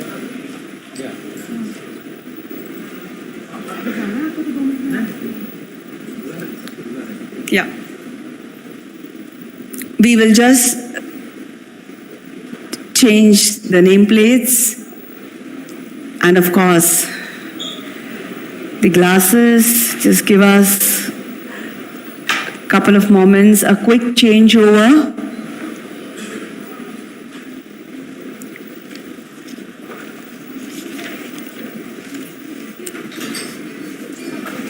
The next session, ladies and gentlemen, this is business session 4, and the topic is potential of river cruising.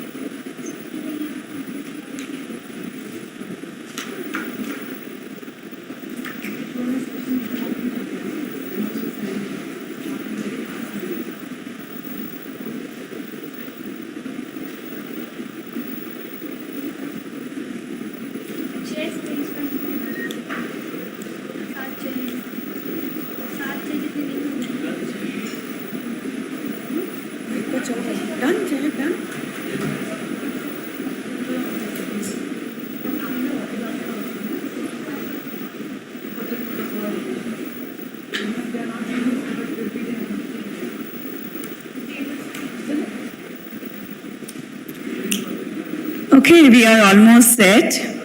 Let me begin this business session 4 with the topic potential of river cruising by inviting our esteemed speakers, Mr. G.K.V. Rao, Director General Tourism, Ministry of Tourism, Government of India. Welcome again, sir. Mr. Ashutosh Gautam, Member Technical and Member Traffic, Independent Charge, Inland Waterway Authority of India, Government of India. Welcome, sir. Mr. Jules Oindab, Vice President, Group Product Development, Viking Cruises. Welcome to you, sir. Mr. Raj Singh, Chief Executive Officer, Heritage River Cruises.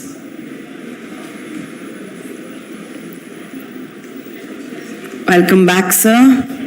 Mr. Sanjay Basu, Chief Executive Officer, Far Horizon Tours Private Limited.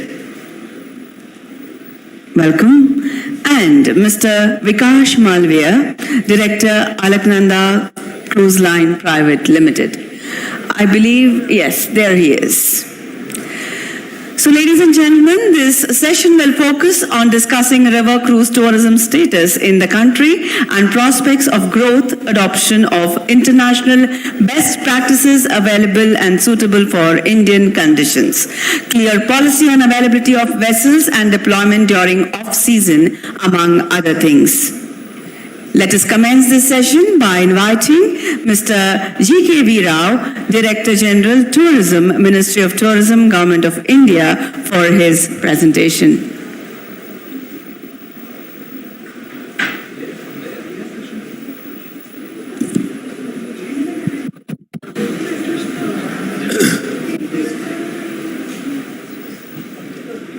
Yes.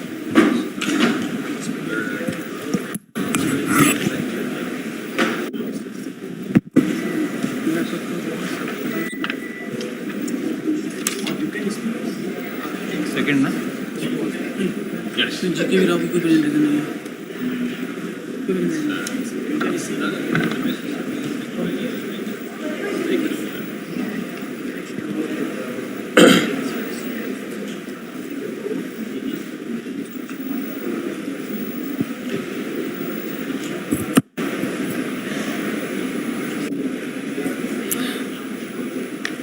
Honorable Minister for Tourism, Culture and Donor, Sri Kishan Reddy Garu, Dr. Sanjeev Ranjan, Secretary, Shipping Ports, distinguished guests on the dais, ladies and gentlemen. So, we are speaking now about river tourism in this country. As Honorable Minister has already mentioned, that India is land of rivers. compared to other countries. We are bestowed with hundreds of rivers. Almost every state has river, and our civilization itself has started on Indus Valley.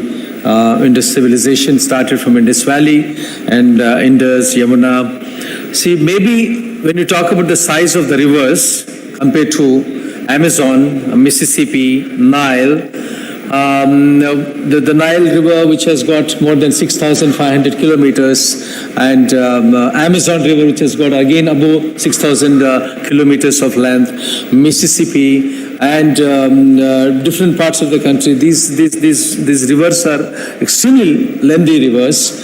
Maybe we don't have as lengthy as that, but the kind of civilization that we have, the kind of places that you can have, the historical sites that you can offer in the rivers of it is Indus, Brahmaputra, which fortunately all these rivers are perennial rivers which travel from taking their birth from Himalayas. Indus, Brahmaputra, and from down south, Godavari, Krishna, Kaveri, Tapti, and all these rivers, they are perennial rivers which can really showcase the best of the products of this country. Now, when people are going on this Amazon or the international cruises in Amazon and Nile and other places, why people travel in the cruise? As Mrs. Nalini Gupta in earlier presentation, she was mentioning that people travel itself is an experience in the ship. It is only more. Whereas, and when they call on the ports, when they call on the sites of various countries, it is the history that they would like to see. It is a cuisine that they want to enjoy. It is a people whom they have to meet there, right? But as far as cruise is concerned, the international cruise is concerned, the sea cruise, the fundamental difference between the sea cruise and the river cruise is, in the sea cruise, the traveling in the sea itself, in the ocean itself is an experience. Whereas in the river cruise, what's happening is they enter into the hinterland. They go into the detailing of the villages of that particular country. For example, in Brahmaputra river, which is very popular, the riverine systems are well developed in Brahmaputra and in Kerala. Somebody was mentioning about the Kerala. So once people come there, when they travel, what exactly they expect? One is the infrastructure, second is the product, the third is experience, fourth is the people interacting with the people. So when you are embarking and disembarking, what are the facilities that you are providing for the river cruise is very, very essential. Ministry of Tourism has funded construction of the boat jetties, construction of terminals in different parts. In the ports, if you take Vizag, Visakhapatnam, in the Cochin, in Mumbai, and other parts of the country, wherever the ports are there, Ministry of Tourism has been funding the construction of the jetties and the creation of the various facilities at different levels. So that is, first, the creation of the infrastructure is important. The second is what kind of experience that you are giving to the people there once they enter into the ship. So in Kerala, for example, I was fortunate enough to be the Kerala Tourism Secretary there. Classification of the houseboats is very important. Classification of the boats is important. Creation of the quality is important. So it is classified in different parts, whether it is rooms in the houseboats, whether it is a toilet system in the houseboats, whether it is the people who are there in the boat and serving you, what kind of skilled people are there, what kind of the hygienic environment that you are offering there, whether it is as per the international standards, as per the international protocols of hygiene environment that we are providing in the boats or not. So that is the most important thing which is people are going to talk about when they experience this. And third point is cuisine is important. Whether it is a Brahmaputra thing, which travels in whether it is Uttar Pradesh or a Bihar or in Kerala or in Maharashtra or in Goa, what kind of cuisine that we are offering to them, Ultimately, people relish the food which they travel. So there also, again, it is very important for the policymakers to go for the qualitative aspect of the cuisine. Okay. Then the state governments themselves are coming out with their policies. Gujarat government has come out with the river policy, river cruise policy from 2001 to 2005. Goa has got its own policy. Maharashtra has got its own policy. The state governments are actually involved in creating various tourism policies as far as river cruise is concerned. So we are catering to the domestic India. India is a vast country, 130 crore population. So from South Indians going to North India, North Indians coming to South India. So exploring within the country is one aspect, and attracting international travelers when they come here, when they come to, let's say, Kochi or Mumbai. So are they getting into the hinterland? So, and are they trying to enter into the river cruise? So are we going to, ultimately, publicity is important. Our Honorable Minister was mentioning about what kind of publicity that you are giving. When I was participating in one of the ITB Berlin's way back in 2015-16, so Sri Lankan tourism minister was also there. He was telling other country people that, houseboats are very popular in Sri Lanka. Then I asked him, sir, how many houseboats do you have with you? He said, we have 125 houseboats in Sri Lanka. Then I mentioned to him, in Kerala alone, we have 1,700 houseboats. So publicity is very important. Whether you are going to give, once you enter into the hinterlands, when you get into the villages, whether you are going to showcase with the Ayurveda, it can be wildlife, different products that you have. But publicity, as Honorable Minister was mentioning, is extremely important as far as our promotion is concerned. And I hope today's interventions will certainly bring good points which will help all the policymakers in tourism and shipping to formulate various policies, particularly the National Tourism Policy, which will take it forward. Thank you so much. Thank you, Mr. Rao. I will now invite Mr. Ashutosh Gautam, Member Technical and Member Traffic, Independent Charge, IWAI, Government of India, for his presentation.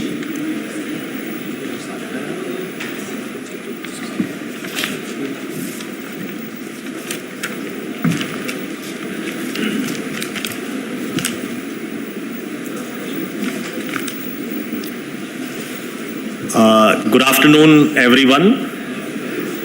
Respected Honorable Minister, Tourism, Culture and Development of Northeastern Region, Shri G. Krishan Reddy ji. Respected Secretary, Port, Shipping and Waterways, Dr. Sanjeev Ranjan ji. Respected Chairman, IWAI, Shri Sanjay Bandopadhyay ji. Dignitaries on the dais, my fellow speakers, ladies and gentlemen, once again, good afternoon. I am here to apprise you about the latest status of river cruise and the interventions what we are basically trying to do from Inland Waterways Authority of India, and to assess the overall potential of river cruise in India. I would like to brief you the brief status, and though I have been told, because we are slightly moving a bit late as far as schedule is concerned, so I have been told to skip some of the slides, so I will go through quickly to save some time, and I will also try to give you the idea of some of the important interventions what we are basically doing in terms of the infrastructure sector, what we are doing in terms of the policy part or fiscal part, and how we are basically trying to overall, as many of the speakers yesterday and today have stated, that we have to somehow improve the overall feedback of the cruise users. That is the ultimate objective what we have to attain.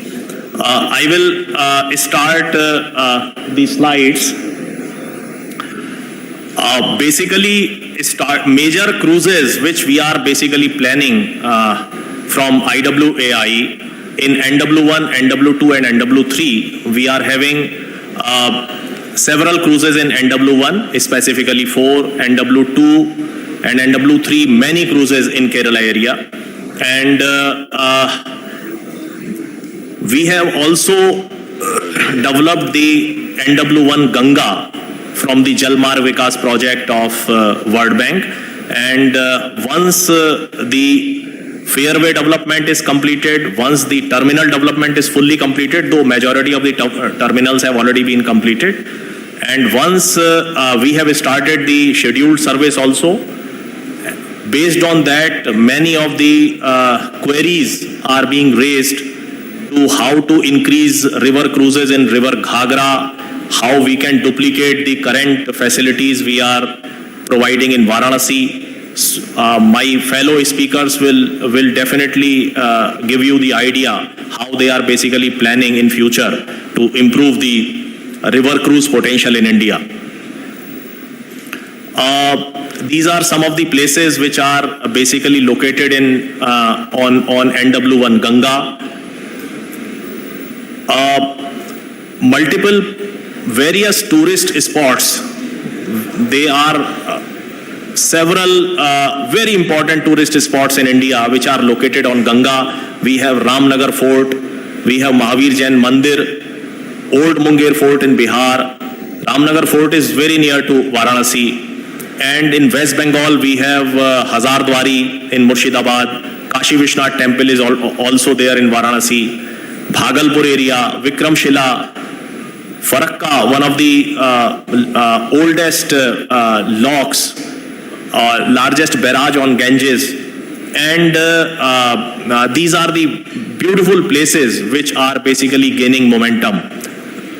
And river cruise tourism will definitely satisfy their tourist requirements. We have, as I have already stated, that we have 4 vessels in Varanasi. Alaknanda is basically the organizers, those who are basically running these 4 vessels. We have a fellow speaker over here for details. Vivada Inland Waterways is also providing river cruise vessels. Assam Bengal Navigation Company, Heritage River Journeys Private Limited. Now coming to NW2, that is Brahmaputra, and as today and yesterday also, we had a lot of discussions and deliberations over how the river cruise potential can be enhanced in the river mighty Brahmaputra. We have several interventions in Brahmaputra, engineering interventions, other facility interventions, how we can improve. There are several very good tourist spots all along the 900-kilometer length of the Brahmaputra. We have one of the most famous wildlife park, Kaziranga National Park. We have Kamakhya Temple at Guwahati. Several other locations which are Majuli Islands. Several other locations which are internationally recognized and internationally known. Many hundreds of international tourists regularly coming to Majuli area and moving on Brahmaputra. We have several cruise ships, namely Mahabahu, El Fresco Grand and Chiraidev, located at different locations in Guwahati, Majuli, Nimati, wherever it is required, and it is traveling also. Day tours, 7-day tours, and long tours also. In NW3, that is Kerala backwaters, we have several interventions. I am skipping slides quickly so that other members, other speakers may also get some time, because we are. So these are the interventions, and these are some of the beautiful places in NW3. So what I basically wanted to emphasize again and again, that lot of places are there in India where these kind of, they can be tapped, and river cruise tourism can be utilized for increasing the foreign tourists as well as domestic tourists. Sundarbans, National Waterway 97, and we have providing further engineering interventions at Hemnagar for providing better facilities for the international tourists. NW4 Krishna Godavari system is also having the similar kind of facilities, and we are also planning, as Secretary Sir has yesterday told, that number of floating jetties can be provided in near future at almost all the national waterways, those who are prominent, and requires augmentation for better facilities for cruise tourism. On Indo-Bangladesh protocol route also, we have SOPs, we have agreement with the Bangladesh, and some of the problems which were raised by one of our speaker, Mr. Singh, that issues related to pontoons, as Chairman IWI sir has yesterday clearly stated that it is getting resolved with the help of the IIT Kharagpur. And shortly we are likely to resolve it in the state of Bihar, because around 8 to 10 pontoons, steel pontoons are pontoon bridges. They are regularly getting removed whenever there is a cruise vessel to pass. So that is providing around 2 to 3 hours delay in passing through the vessel. These are some of the facilities which have already been provided with customs and immigration. This is very important part, that how we can facilitate the customs and immigration so that time required fulfilling these formalities may be minimized further. This is another temporary arrangement which we have provided in Sonamura, Tripura. Tripura is also one of the leading point where we are developing the Feni River by connecting to Myanmar, as well as we are developing the Gumti River, and the route number 3 and 4 of the Indo-Bangladesh protocol route is also getting connected by with the help of the Bangladesh government. We are in touch with the Bangladesh government for getting the fairway development and doing dredging in this river, so that at least smaller size vessels, cargo vessels as well as cruise vessels may move. And even in the last meeting, it was also decided that the 100% sharing can also be done by the Government of India if required. Normally it is 80-20. Similarly on NW5, though that is a industrial belt and a lot of cargo is there, but tourism options have also been explored on NW5 in Odisha. NW43 in Karnataka, we are having several spots, and we are also enhancing the facilities over there. Goa waterways, Goa is one of the prominent tourist spots of the country, and we have already provided many facilities over there, and we are again augmenting those facilities at Goa as far as floating jetties are concerned, and other facilities to the tourists as far as river cruise is concerned. Similarly, we have several interventions in Maharashtra, Savitri River. These are some of the photographs of Harihareshwar Beach, and those points are also getting developed in Maharashtra on NW89. As already stated by the Chairman IWI in his welcoming address, that Chambal River has got a lot of potential in Rajasthan, and because of the Kota barrage and other barrages, some of the issue of draft and availability of depth in initial just backwaters of the barrage around 30 kilometers, the river cruise can be harnessed and explored in a much more better way. We are in touch with the government of Rajasthan, and as soon as the coordination gets completed, we will be accelerating the interventions in Rajasthan. This is some of the typical drawing of the floating jetty, as Chairman IWI sir has stated that, and Secretary sir has already stated that wherever you require, the floating jetties can be placed. Some of the other initiatives, those have already been taken by the IWAI we have already provided several RoRo vessels and RoPax vessels to Assam, to UP for tourism purposes. Those are getting used at Varanasi and Guwahati. These are some of the technical details of the vessels. I am just skipping it. And we are also procuring 10 number of electric catamaran vessel to be distributed in various states for tourism purposes. And as soon as the procurement gets completed, we will provide to various states, including Kerala, including UP at Varanasi, including Assam at Guwahati and other places, including Bogibeel. As we know that green technologies are being used in various sectors very frequently, and so we are also planning to utilize the green technologies in inland vessels, and these vessels will surely be used for the cruise purposes.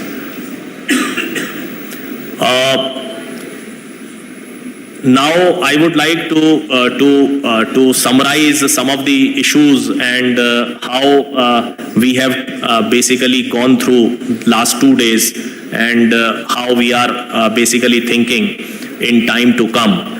Basically, I am just enumerating those that some of the identified challenges in infrastructure terminals. We are requirement of associated infrastructure that is being augmented by IWAI. And requirement of basic utilities like power. It has been raised by one of the delegates over here that the power requirement on shore may reduce the diesel consumption during the night when the ship is either staying or stationed at some of the jetty. So that can reduce the pollution also. And as far as infrastructure of fairway is concerned, then the necessary depth is getting increased all along in all the national waterways, in Ganga, in Brahmaputra, and respective tenders for dredging in specified areas are also in process.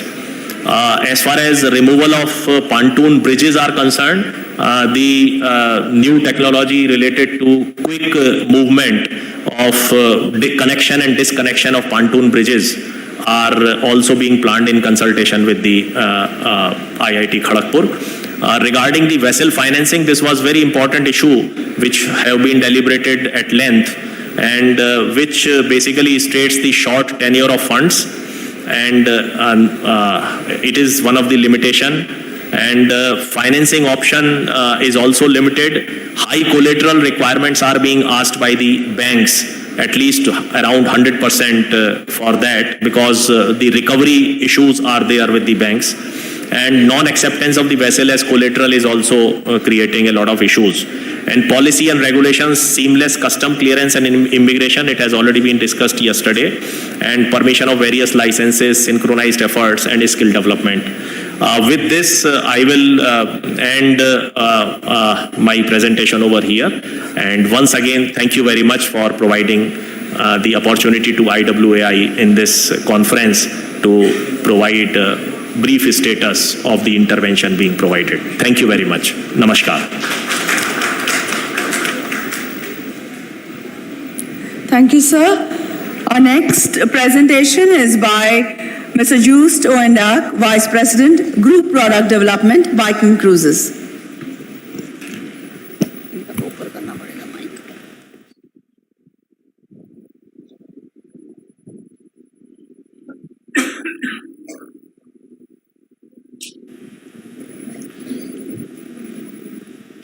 This is how I forward. Yeah, okay. Oh, okay. Yeah, very good. Thank you for having me. I will give you a bit of a perspective of a company that I've worked for the last 20 years. So it's not a coincidence that I'm talking about 20 years. It's not just the company's time span, it's my own time span with the company. I was asked to keep it short. I'll do my best. So we started with river cruising 25 years ago. in Russia. At the time, there were two gentlemen with phones on the bank of the Neva River in St. Petersburg, and they decided to purchase 4 ships. And that's, in a nutshell, that's how we got started 25 years ago. So we've grown since. We now have 80 river ships. We just a few days ago took we took ownership of ship number 8 on the ocean for our ocean vessels, and we continue to look at other opportunities. Later in the year, we'll have some other ships, but I'll get to that. We have offices. I reside in Basel in Switzerland. That's where most of our river ships are flagged, and that's where the operational headquarters are. And then we have sales offices primarily in Los Angeles and in Arizona, also in Boston in the U.S. The U.S. is our largest market. I would say about 85% of our guests come from North America, the U.S. and Canada. Then we have an office in London. So we also cater to the UK market and in Australia. Our cruises are English speaking. One of the things we found early on in our development was that it's easier to cater to very specific markets rather than to try to be everything to everyone. And we've taken that we've taken that a few steps ahead, where we, even on the North American market, we're very decided in who we cater to and who we do not cater to. And I'll get to that also. We have about 10,000 employees. We carry 500,000 guests by now on all of our ships throughout the world. We have a very strong presence in Europe. We then also work on the Mekong, on the Nile. We will launch a Mississippi ship later this year. And we used to work quite a bit in China. Obviously, COVID has made that very, very difficult. But we have long routes in China, and we're looking to eventually go back there as well. This gives you an overview of what we do. River cruises, ocean cruises. We just launched 2 expedition vessels, or 1 expedition vessel. Later on in the year, we launched our 2nd expedition vessel. So we now cover 7 continents. I was on the maiden voyage of our expedition ship to Antarctica. And you know, every region, every destination requires its own product, its own vessels. The expedition vessels, obviously, they have a very reinforced hull so that you can break through a little bit of ice here and there. And this is, throughout the growth, has been the approach. Look at the destination, what is there, then build a ship, or design a ship, or find a ship that can serve that destination. We have relatively small ships. For an ocean line, we have 930 guests, and we're not looking to build any larger than that. We believe that that's a very good spot for us to be. Our river ships carry 190 guests, but we have some that are just a little smaller because of shallow drafts on some of the rivers. Government regulations in France, for instance. Our ships in Paris, the ships that can go in Paris are just a little shorter than our normal ships because that's what the regulations in Paris required. This gives you an idea, and I'll quickly flip through this. This doesn't need to mean anything, but we're doing quite well on the American market, where we get quite a bit of accolades, which helps. The beliefs of who we are and what we do. And I think this is important. This has, like I said, we started off catering to a lot of different markets. And we then decided that each market deserved its own product. And as time wore on, we found that the best product for us, and the best product for us to cater, the best market to cater to, was the North American market. We have branched out into the Chinese market, but the way we've done that, when we brought river cruising in Europe to the Chinese market, is we changed all the signage on the ship. We ripped out the kitchen that we had on one of our newer vessels and put in kitchen that could be utilized for essentially to have Chinese food on the ships. What we felt for that market was important is that as people explore during the day, they're in destination, they're in Europe, they're in a foreign country, coming back to the ship and having, if you will, the comforts of home was very, very important. And essentially we do the same thing for our North American guests. The cuisine is generally a little bit of what people expect when they're, say, in Germany or in France, but it also has things that people know from home, so that the ship creates a level of comfort, and then the destinations themselves is where people can explore and can be a little adventurous. So the destination is very, very important. The culture of a destination, the learning, it's not a dirty word. Our guests are not necessarily on vacation. They're there, we believe, we call them travelers. We hardly ever use the word vacation because the idea is that as you travel, you learn. And then the final thing that has been very successful for us and very important is that our pricing is very, very transparent. We're not inexpensive, but our guests know exactly what they get.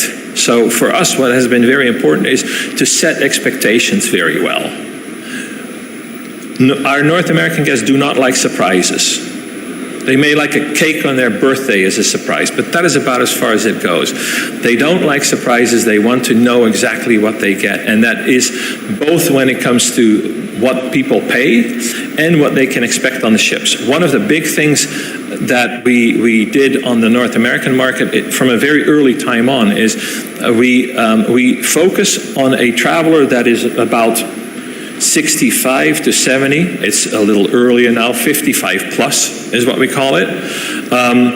These tend to be older parents, grandparents.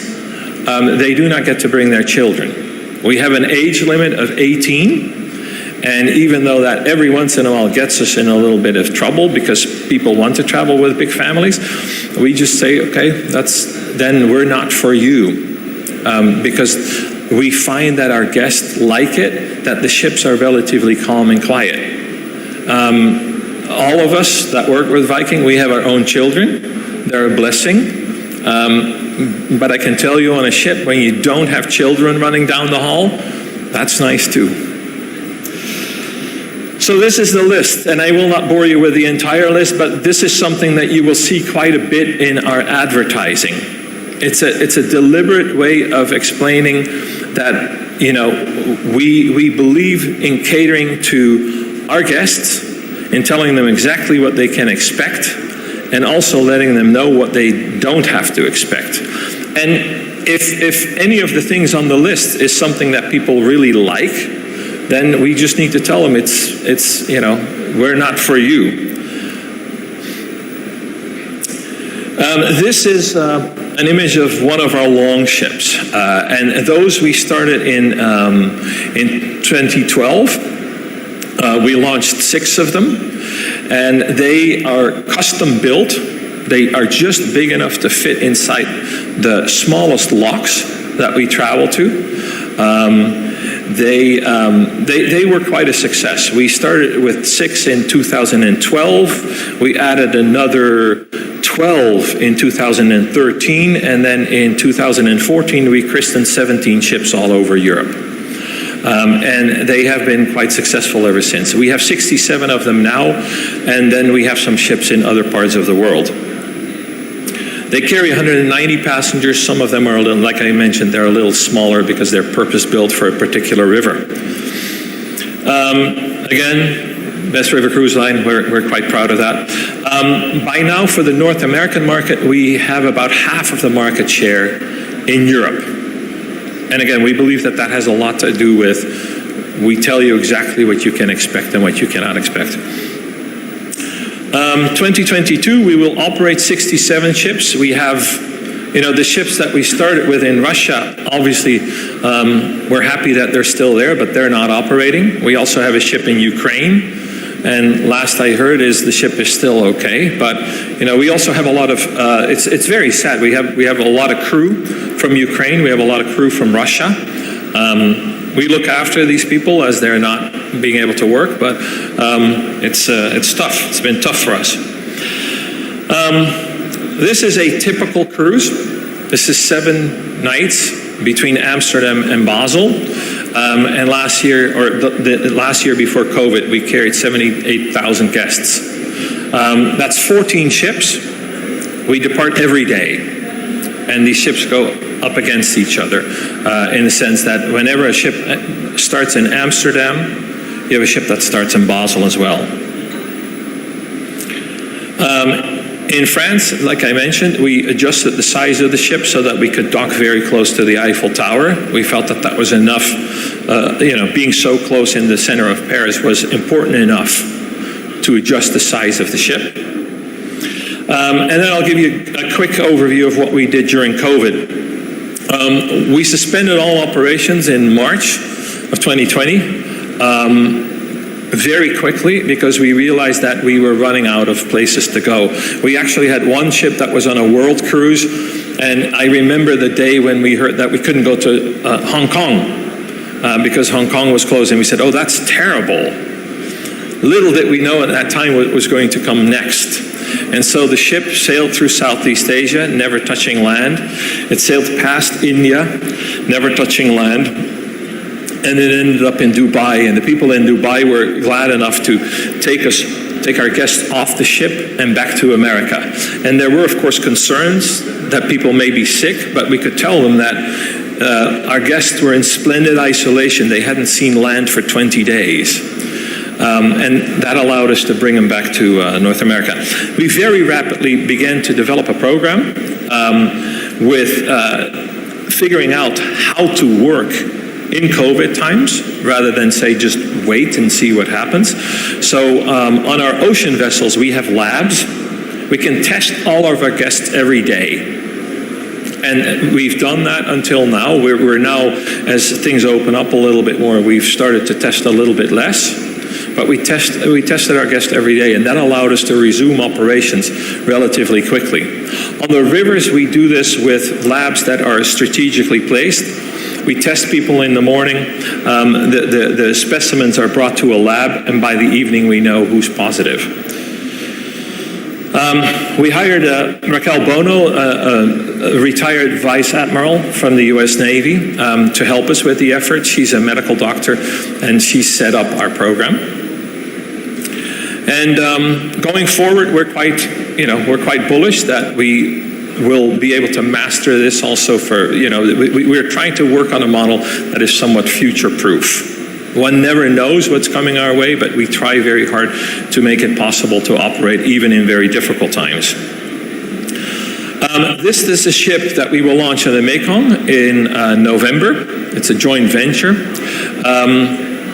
And we have our own standards. This is something that we also, our guests understand. When you travel with Viking somewhere, there is a certain minimum standard that we have to have in order for us to conquer a destination or to work in a destination. We'll have 2 new ships in Egypt. They're getting ready to go this summer, at the end of the summer. And finally, this summer we will launch a ship in, kind of our heartland on the Mississippi River, and that's also in the works. So we're still on the move. I think our river business in Europe is now consolidated, and this is why we now look beyond our home base, if you will, in Europe, and looking to do what we can with our ocean ships. This is obviously why India is interesting for us. Thank you very much.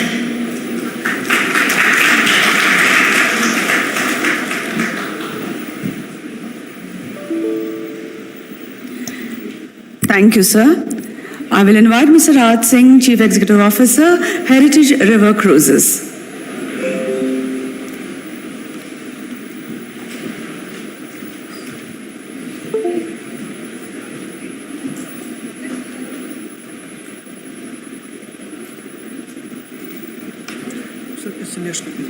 Let's go. Good afternoon, everyone, fellow panelists, Honorable Minister, and all the officials. I will be talking on the river cruising on National Waterway 1, which is Ganga, the Bangladesh Protocol route, and how it goes into Brahmaputra with the fleet of ships. Antara Luxury River Cruises, that's our branding for domestic cruises, which we started when the COVID finally started. So this was something which is a product. We learned from COVID and we have made use of it. So this is our new brand name which we have done and which have been very well received in the domestic market. And now it's going further. We are going to continue with the domestic cruising. These are some of our ships. Our ships are all made in India and operated by us as an Indian company, and we have totally all 100% Indian crew. Of course, our ships are boutique ships, 28 suites, so they're not large ships. The thing is that our rivers, because they have not been dammed or they are not controlled, there is a certain natural flow, and those rivers, of course, they can hold, of course, bigger ships, but they would not be able to operate for a long time period in the months. This is the route we operate, and of course, as I said, this October, November, we are going to launch Ganga Vilas, our newest ship, which would start from Varanasi, all the way from Calcutta through the protocol route, and then it will go into Guwahati and up to Dibrugarh. So this will be the longest river cruise. And if we really see that it's about 4,500 kilometers route, which is perhaps the single largest with a single ship. So we may not be from the origin, if we see, of whether the Ganges or whether it is the Nile. But if you really see that, it's as long as that, 4,500 kilometers. These are some of course, the sites, the ancient universities, the temples, in West Bengal, Murshidabad, other places, Sundarbans, both India and Bangladesh. So I'm just going through the various sites and all. These are the fleet of our ships, which are different. As I said, they're all made in India. They're all designed here and all our local technology. Of course, Ganges Voyager 1 and 2, these are our premier ships, again made. They have been used extensively by American clientele of a very high standard. And Ganges Voyager 2 was rated among the 6 best river cruise experiences in the world by Condé Nast Traveler, USA. Similarly, because we also have yoga and other activities in the cruise, in the health tourism, also these ships have been rated high because of the kind of services we provide. Interiors, the size of the rooms are bigger than the size of Oberoi Trident, with all the facilities, and as I said, everything is made in India. We have facilities, as you can see, gym, bar, lounge, spa. So all the facilities are there. So once you are there, everything is there, and the crew is trained in India. It's all local. We also have a colonial style ship, Bengal Ganga, which also operates and which did the first cruise from Calcutta to Dhaka after 1947, 2019. So that was a premier sort of effort. Interiors of Bengal Ganga, as you can see, it's totally teak, sun decks, interiors with Art Deco paint, Art Deco furniture.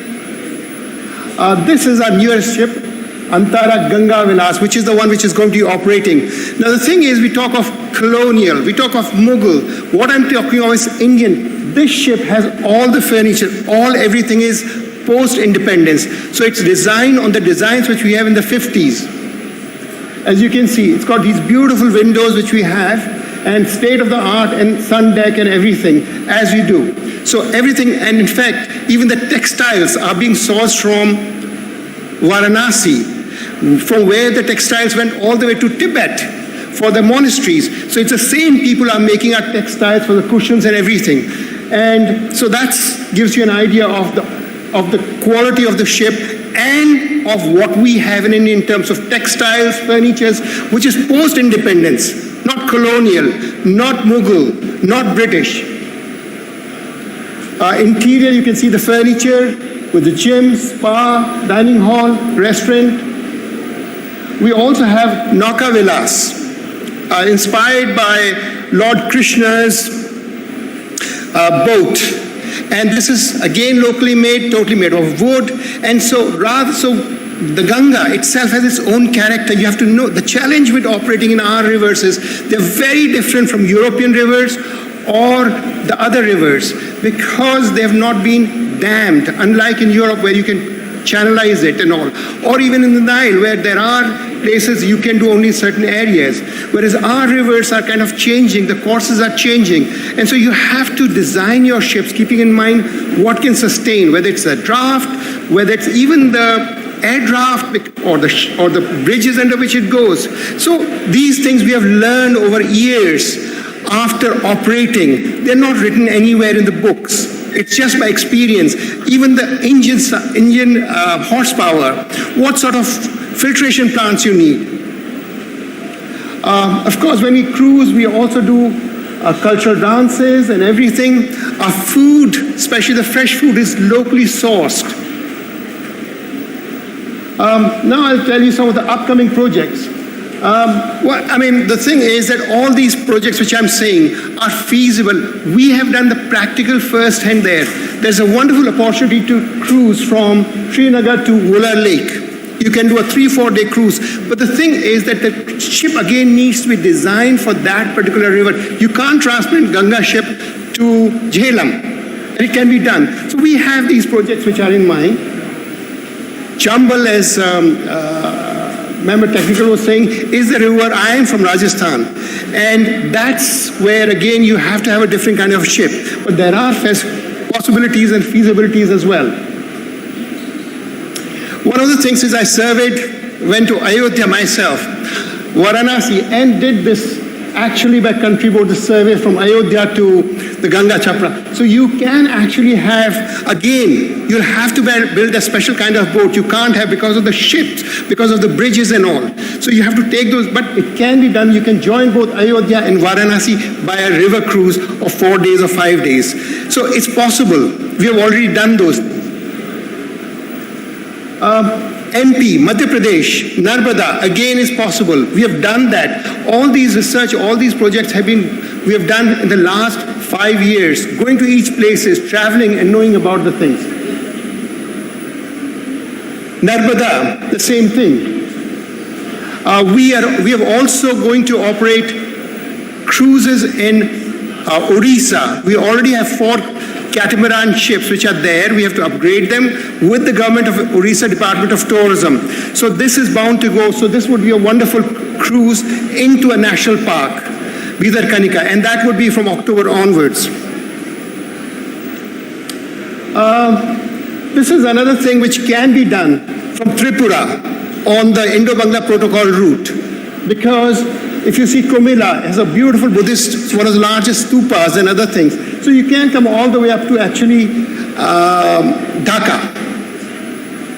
Godavari, having done the survey of Godavari River, and of course there are both east and west coast canals which have got lock systems from the British times, and those things can also be kind of developed as well. Of course, Goa, Kochi. So basically, there is a lot of possibilities, but there are challenges. The main challenge is that each river is different. You cannot transport one ship to the other, and you have to go and know about it, talk to the local people, do about, then only it can be a success. And of course, as you say, we are using sustainable things. We use our own water filtration plant, even in the Ganga. We use e-rickshaws for sightseeing. Oil water separators, we have got STP plants. So all those things are there in all our ships to keep our rivers clean, and that's a must. We do not want to go the Kerala way of 700 houseboats. Even if there are more ships here, once they have these systems, then our rivers will be clean. So that should be there. That is what we are moving ahead with. thank you. Besides, of course, we do have a lot of projects which we support in Calcutta and some of these other areas.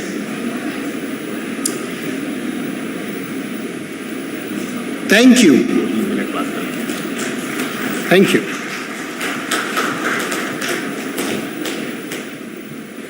Thank you, Mr. Singh. Next presentation is by Mr. Sanjay Basu, Chief Executive Officer, Far Horizon Tours Private Limited.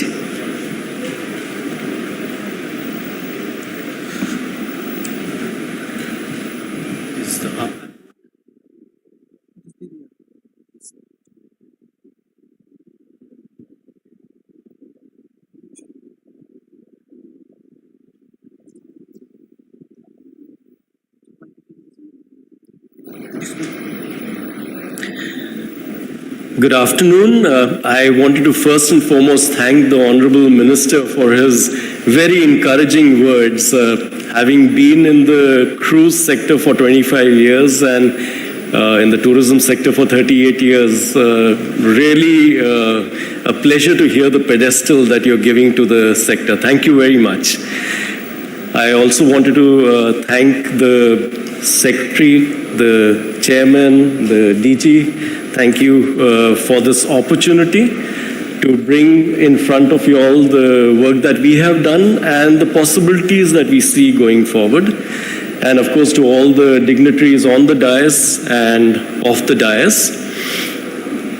We started our cruises in Brahmaputra and in the Kerala backwaters. And India, we feel, is possibly the greatest untapped potential as a cruise destination of the world. With the world's largest warm waters of the Arabian Sea, Bay of Bengal, Indian Ocean region, and perennial rivers, the potential of India being the greatest winter cruise destination of the world is substantial. River cruising in India.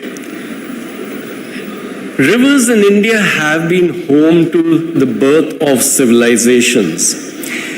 We have cities which go back thousands of years, which are on the rivers of India. We have national parks.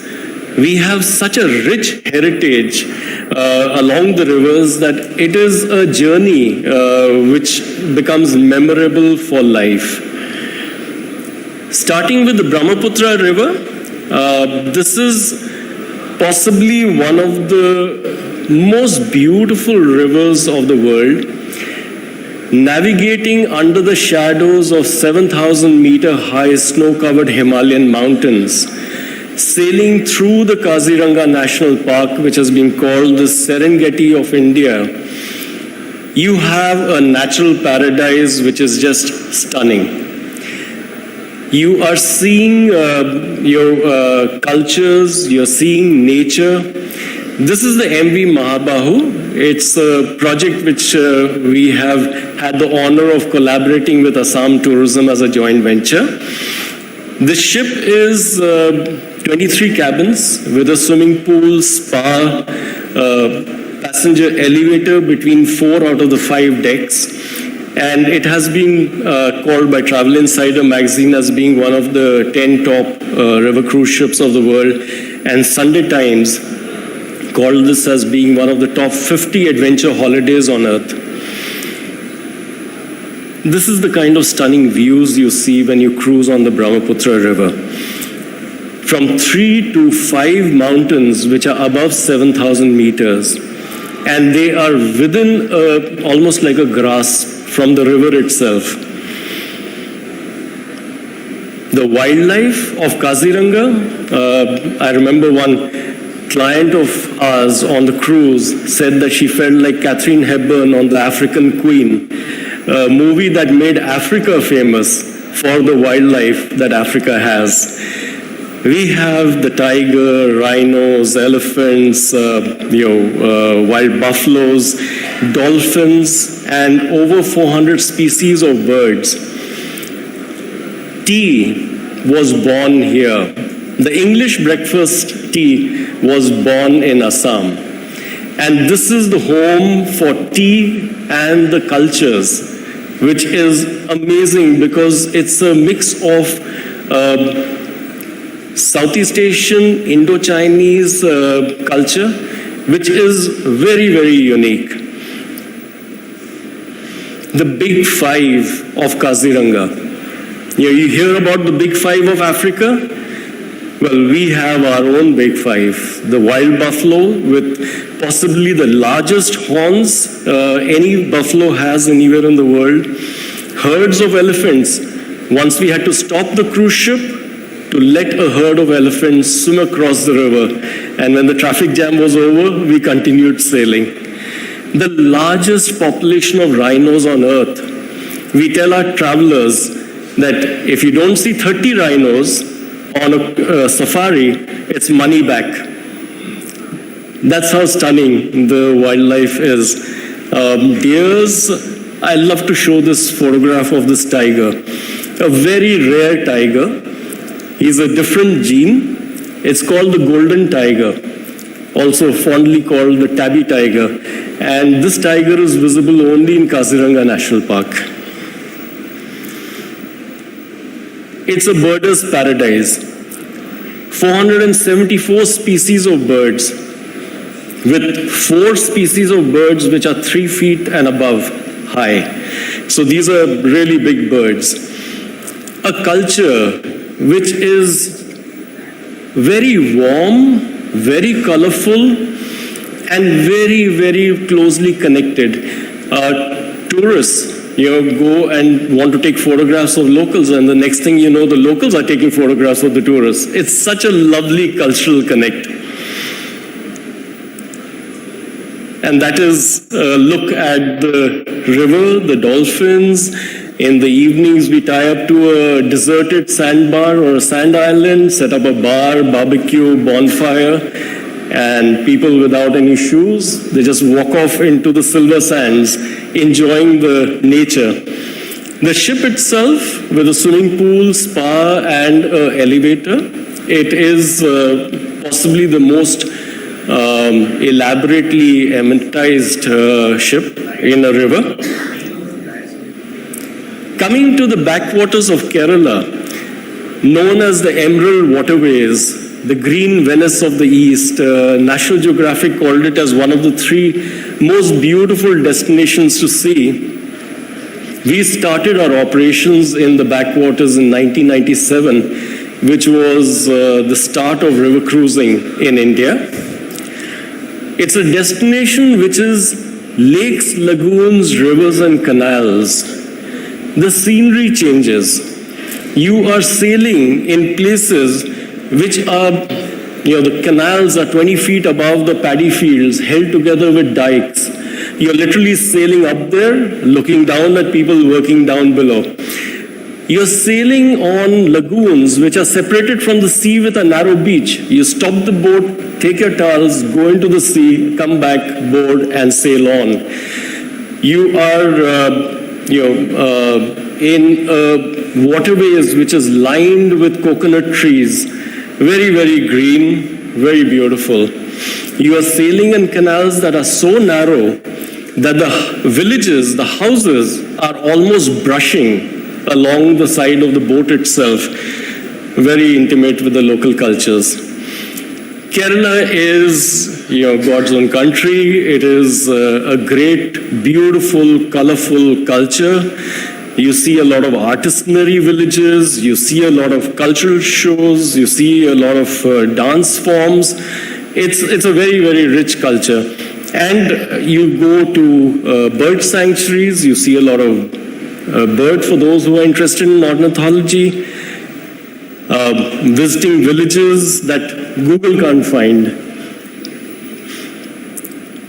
Kerala is the home to Kathakali, Mohiniyattam, various beautiful dance forms, which we have happening on the cruise. So people really do a deep dive into experiencing the cultures. Very few people know, but martial arts was born in Kerala.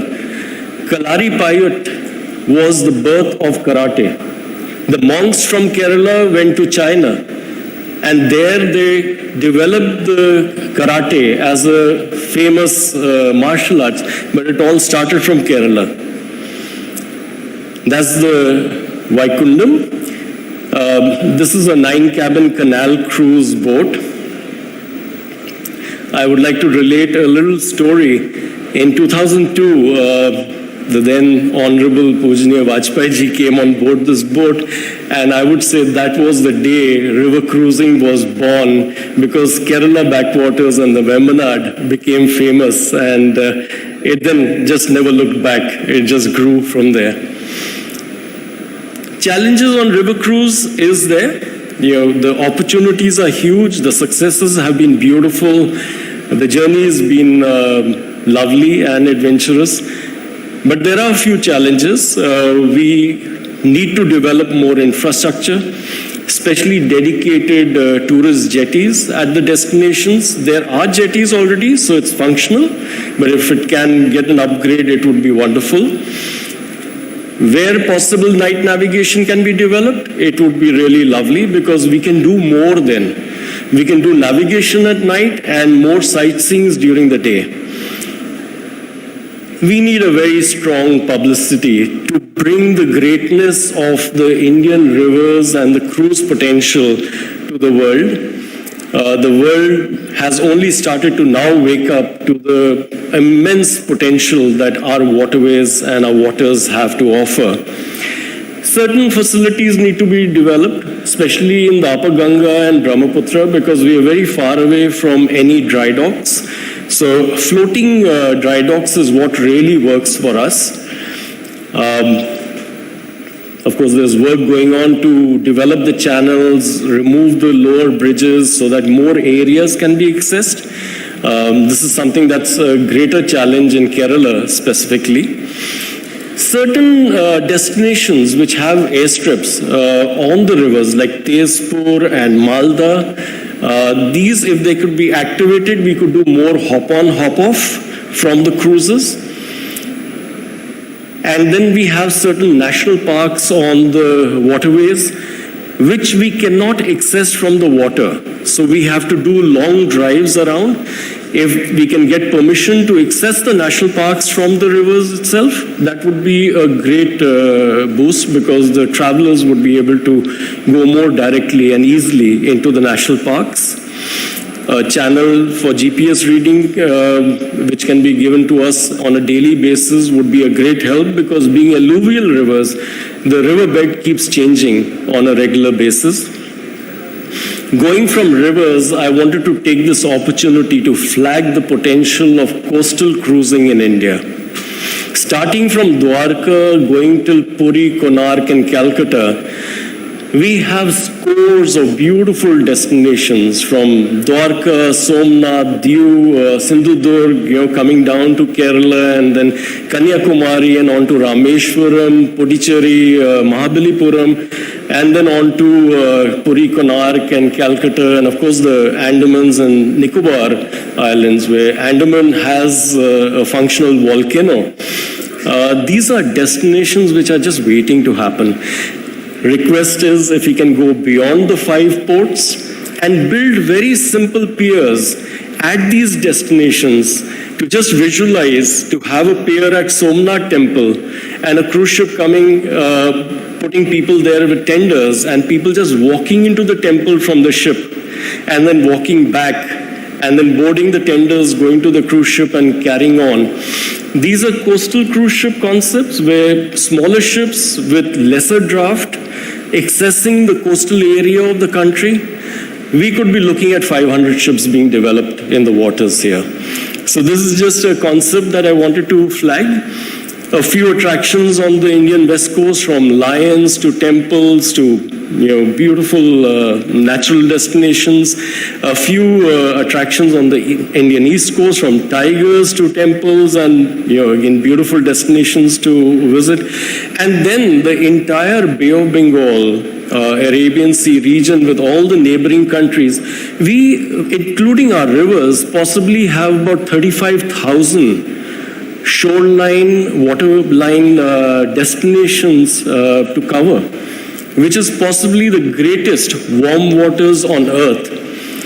we would be possibly having 1,000 or even 1,500 or 2,000 ships that could be plying in this area in a very, very short period of time. Hopefully, India will be the center for cruise tourism in the future, and I would like to thank all of you all for the opportunity. Thank you. Thank you, Mr. Basu. And the next presentation is by Mr. Vikash Malviya, Director, Alaknanda Cruise Line Private Limited.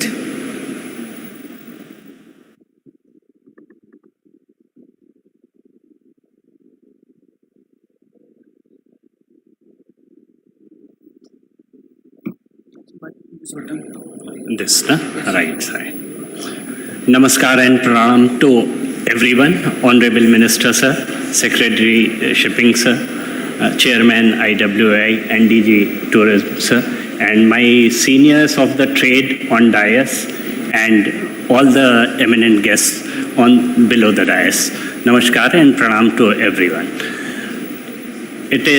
Now I will take my opportunity to congratulate all the organizers क्योंकि बहुत ही अच्छी रही है conference. तो जैसा कहा जाता है कि जब आगाज़ इतना लाजवाब रहा है तो अंजाम भी शानदार होगा।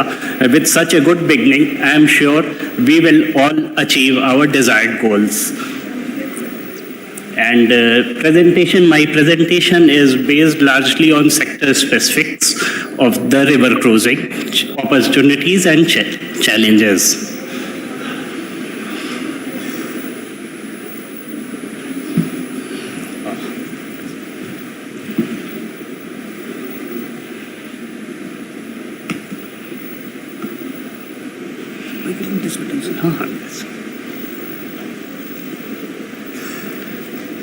ये आ नहीं रहा।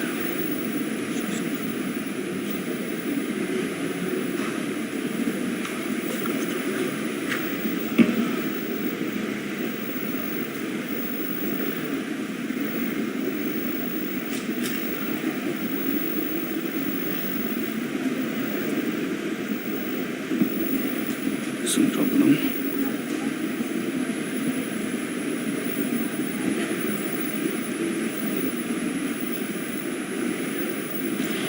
In the meantime, there's some glitch, I suppose.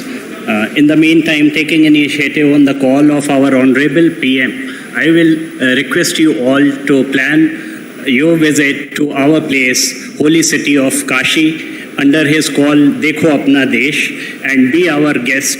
It will be our pleasure to host you all. So just press this button and PPT will change there or there. In this. Yeah, ये first slide है ना? So this is the first slide. Opportunities, most of the points Mr. Basu has covered, but we have such a diverse river system in our India that itself is the biggest opportunity. We just have to sail our ships in those rivers and the business will be there.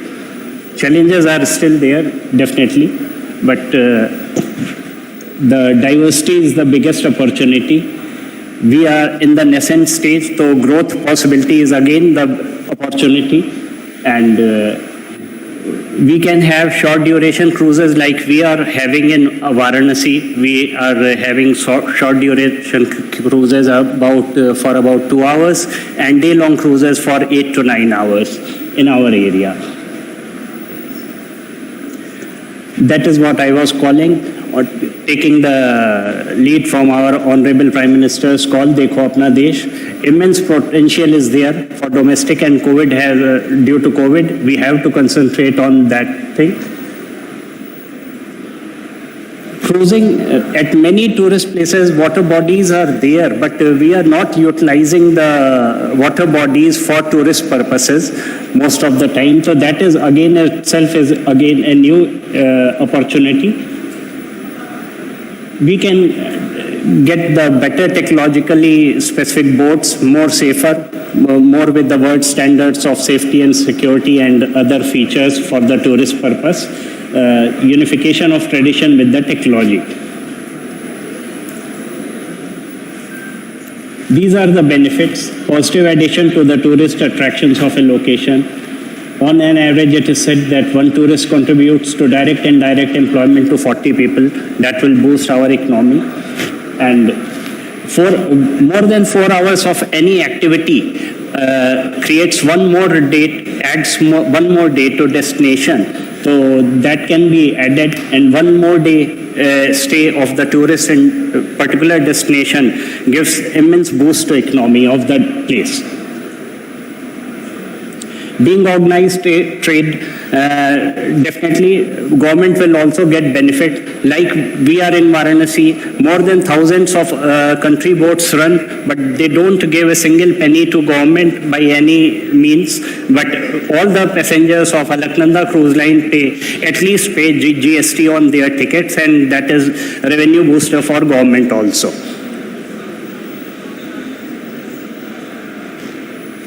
This is what we have added in River Ganga in Varanasi region. Day-long cruises, Varanasi to Chunar, which is under district of Mirzapur, neighboring district of Mirzapur. In downside, we are again connecting there is with the confluence of Gomti River and Ganga. We are going up to that.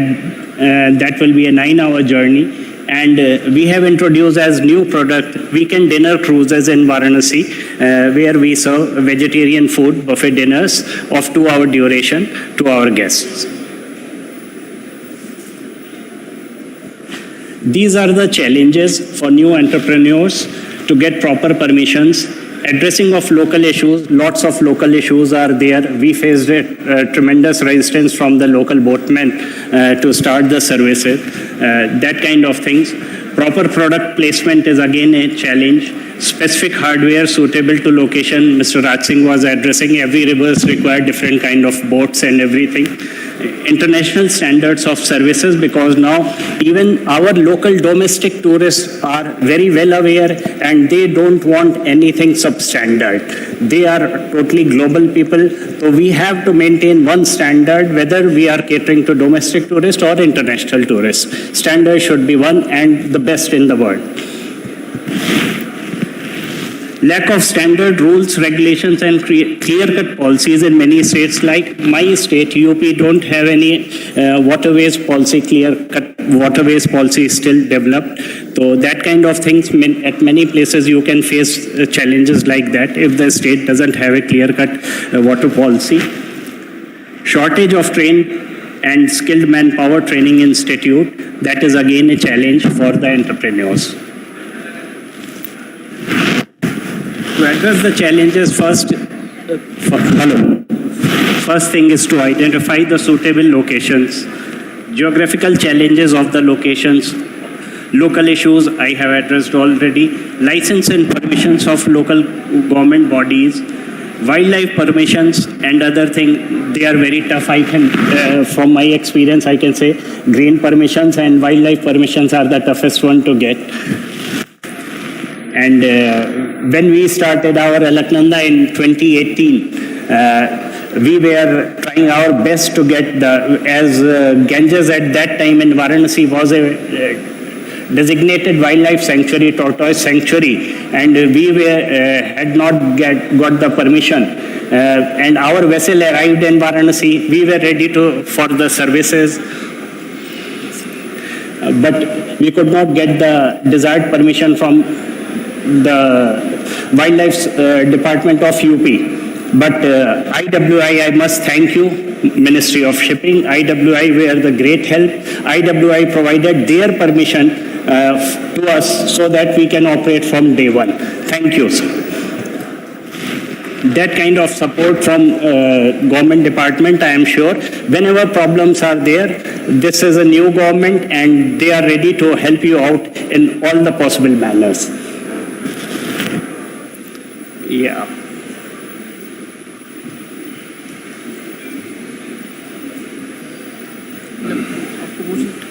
नहीं अभी हाँ PPT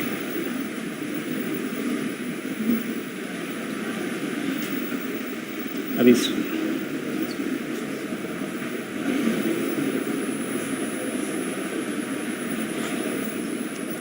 these are the supports we expect or all the entrepreneurs expect from the government side. Formation of single clear-cut policy, single window clearance will be very welcome thing. Financial support being a high capex industry, financial support as one of the speakers covered in his plan for long-term financing and other thing will be a great help. Year-long navigability and development of cruise terminal, Mr. Gautam also covered in his points. This is from our journey of 3 years. Despite COVID, some of the eminent guests, we are proud to have hosted our Honorable PM 4 times in 3 years, and along with many other who's who of the India and the world. These are the things we got. National Startup Awards 2021, we were the finalist in tourism category. UP government felicitated us for our doing the introducing the cruise in River Ganga, and we have catered to more than 50,000 guests from all over the world. Ratings on Google and TripAdvisor are also very respectable.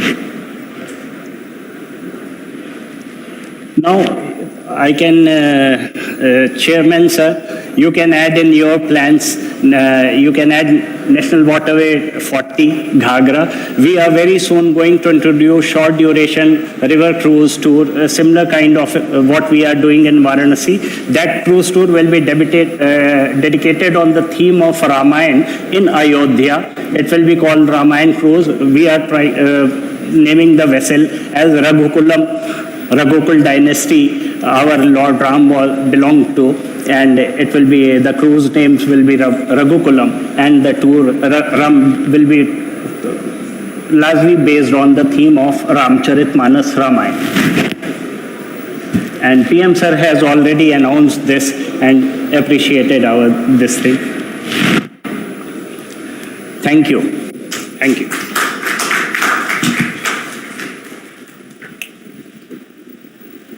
Thank you. And with that, we come to the end of the session. I request the chairman, Mr. Rajiv Jalota ji, chairman of Mumbai Port Authority, to please present mementos to all the distinguished speakers. Beginning with Mr. G.K.V. Rao, Director General Tourism, Ministry of Tourism, Government of India.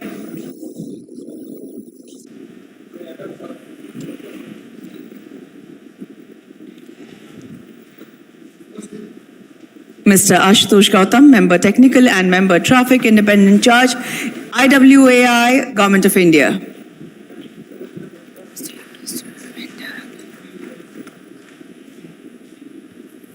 Mr. Jules Tuendag, Vice President, Group Product Development, Viking Cruises.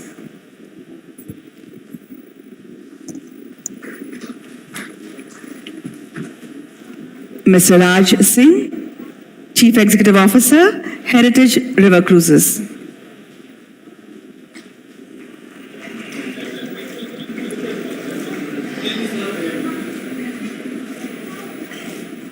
Mr. Sanjay Basu, Chief Executive Officer, Far Horizon Tours Private Limited.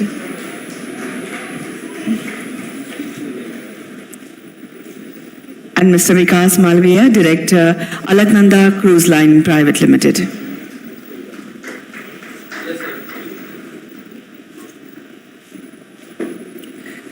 Thank you, sir. Can we have a group picture, please?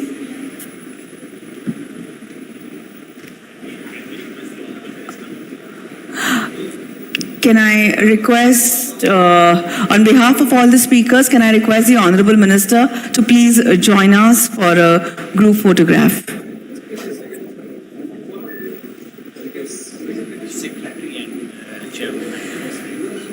All right, I request Dr. Sanjeev Ranjan ji, Mr. Sanjay Bandyopadhyay ji to please join in.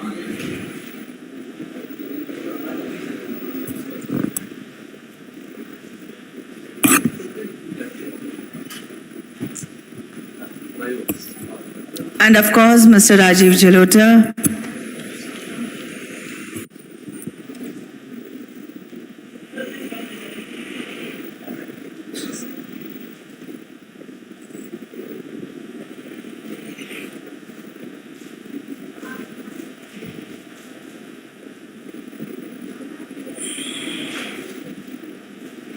Thank you for that. Again, ladies and gentlemen, we are not breaking. A quick changeover, and the last session of this two-day conference on cruise tourism with respect, we'll be having some success stories and destination development discussions. We will just change the nameplates and other required things on the head table, and we will be good to go.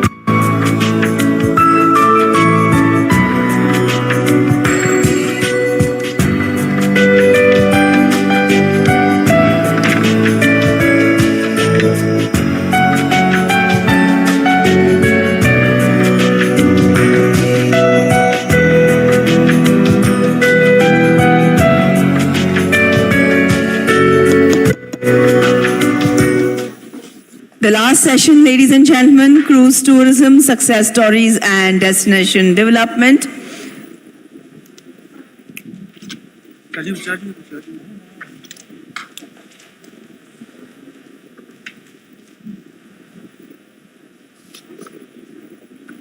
We will have the chairman of VOCPT, Mr. T.K. Ramachandranji, joining us. The speakers are Mr. Anil Kumar Sahu, Mr. N.S. Pillai, Dr. Venkataramana Akkaraju, Mr. Sachin Jadhav, Mr. Vishal Shah, Mr. Alok Kumar, Dr. Dhananjay Savarkar, and Mr. Jason Zaitan.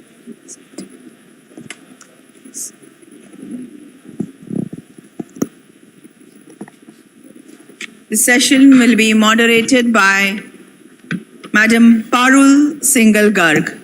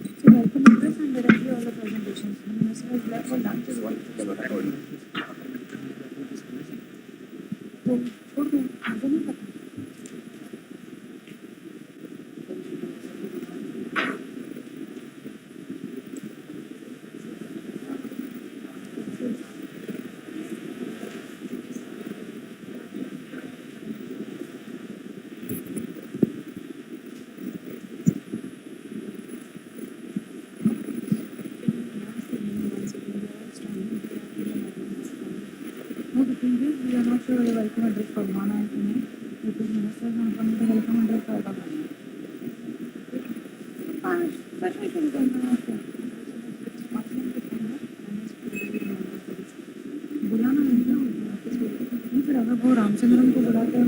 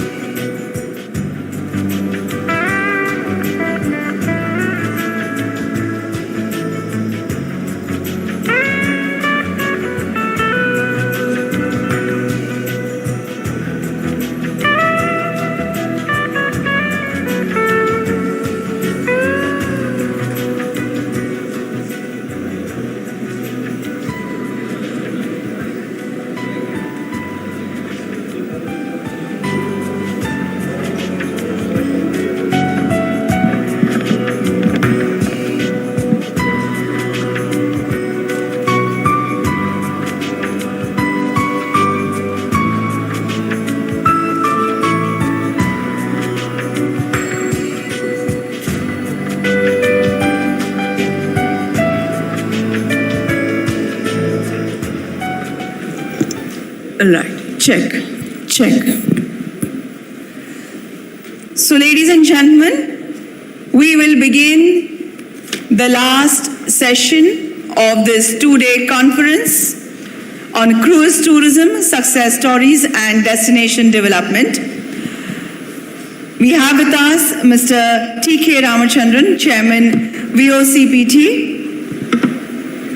The speakers, Mr. Anil Kumar Sahu, Managing Director, Chhattisgarh Tourism Board, Mr. N.S. Pillai, Chairman, Kerala Maritime Board, Dr. Venkataraman Akkaraju, Chairman, New Mangalore Port Authority, Mr. Sachin Jadhav, Director cum Additional Secretary, Odisha Tourism, Mr. Vishal Shah, Director Tourism, Lakshadweep Tourism, Mr. Alok Kumar, Director Tourism, Andaman Nicobar Administration, Dr. Dhananjay Savarkar, Joint Director, Directorate of Tourism, Government of Maharashtra, Mr. Jason Zaitin, Executive Director, Zaitin Consultancy, Dubai. This session will be moderated by Madam Parul Singhal Garg, Associate Director, Transport, Logistics and Mobility, CRISIL. I will request Mr. T.K. Ramachandran, Chairman, VOCPT, for the welcome address. Sir.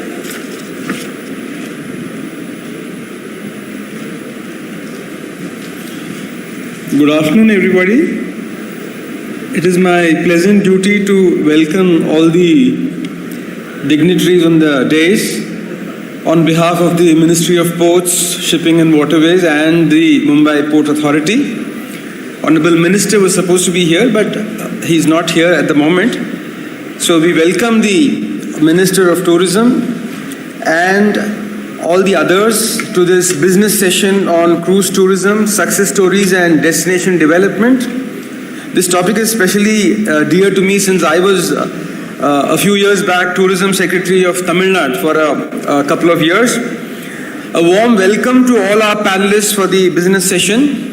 And the names have already been read out by the speaker before me, so I'll not repeat them, but just to say that all the speakers are welcome, and the speakers of this session would cover the success stories in infrastructure development related to coastal, river and inland tourism, and the tourism department officials will showcase their efforts related to tourism development in their respective states and the manner in which these destinations dovetail with various cruise ports of call. And now I invite the session in charge to take over. Thank you.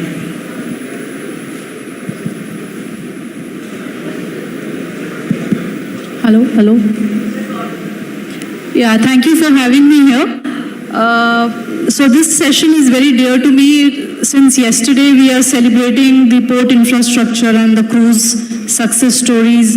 Anyway, we are doing that. But this session we are going to talk about more, we are listening to the states, we will be listening to the states and the union territories. and what they are doing with respect to tourism and cruise tourism in particular.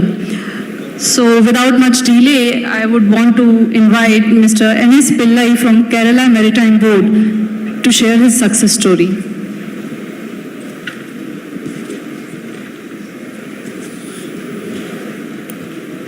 Next.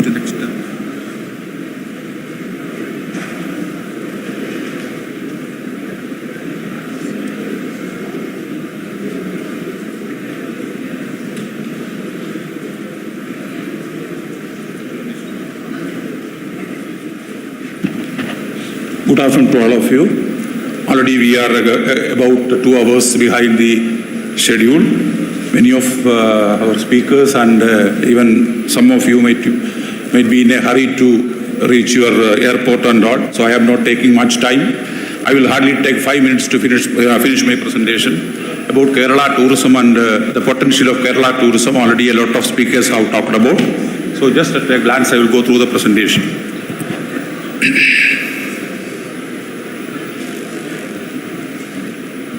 So this is a brief introduction about Kerala Maritime Board. Just 3 years back only our Maritime Board has been developed. Our focus is we have around 17 minor ports or non-major ports, and our focus is to develop these 17 major ports in a phased manner.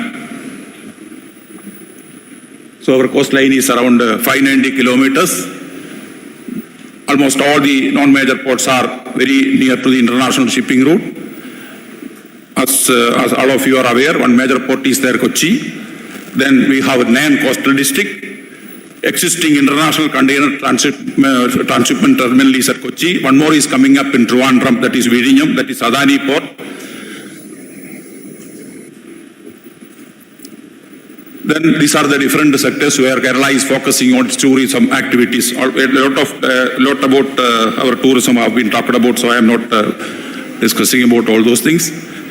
Then regarding cruise tourism, though we don't have much success stories in our minor ports and all, of course Kochi, it has its own dedicated terminal.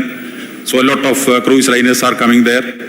But in our minor ports also we have incidents of, or we have cases of cruise ships came on several occasions.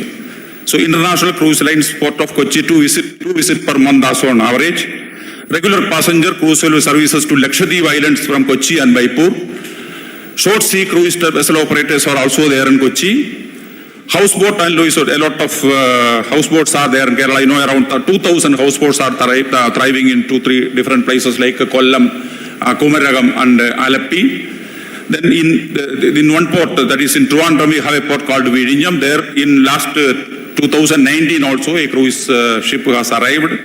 Though we don't have the berthing facility and all, it will reach the outer sea and we will provide the boats or trucks and other facilities so that they can be, even with the help of these customs and immigration authorities, all these clearances were given in a speedy manner, and they were given all the facilities to roam around and finish their the trip.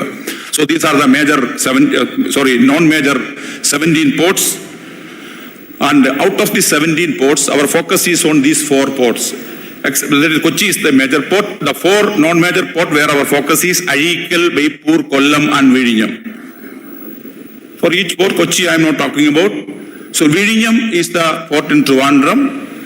Vizhinjam port has hosted cruise ships in the past. The photo given is that is called the MV Silver Discover, arrived in 17 January 2019, before the COVID.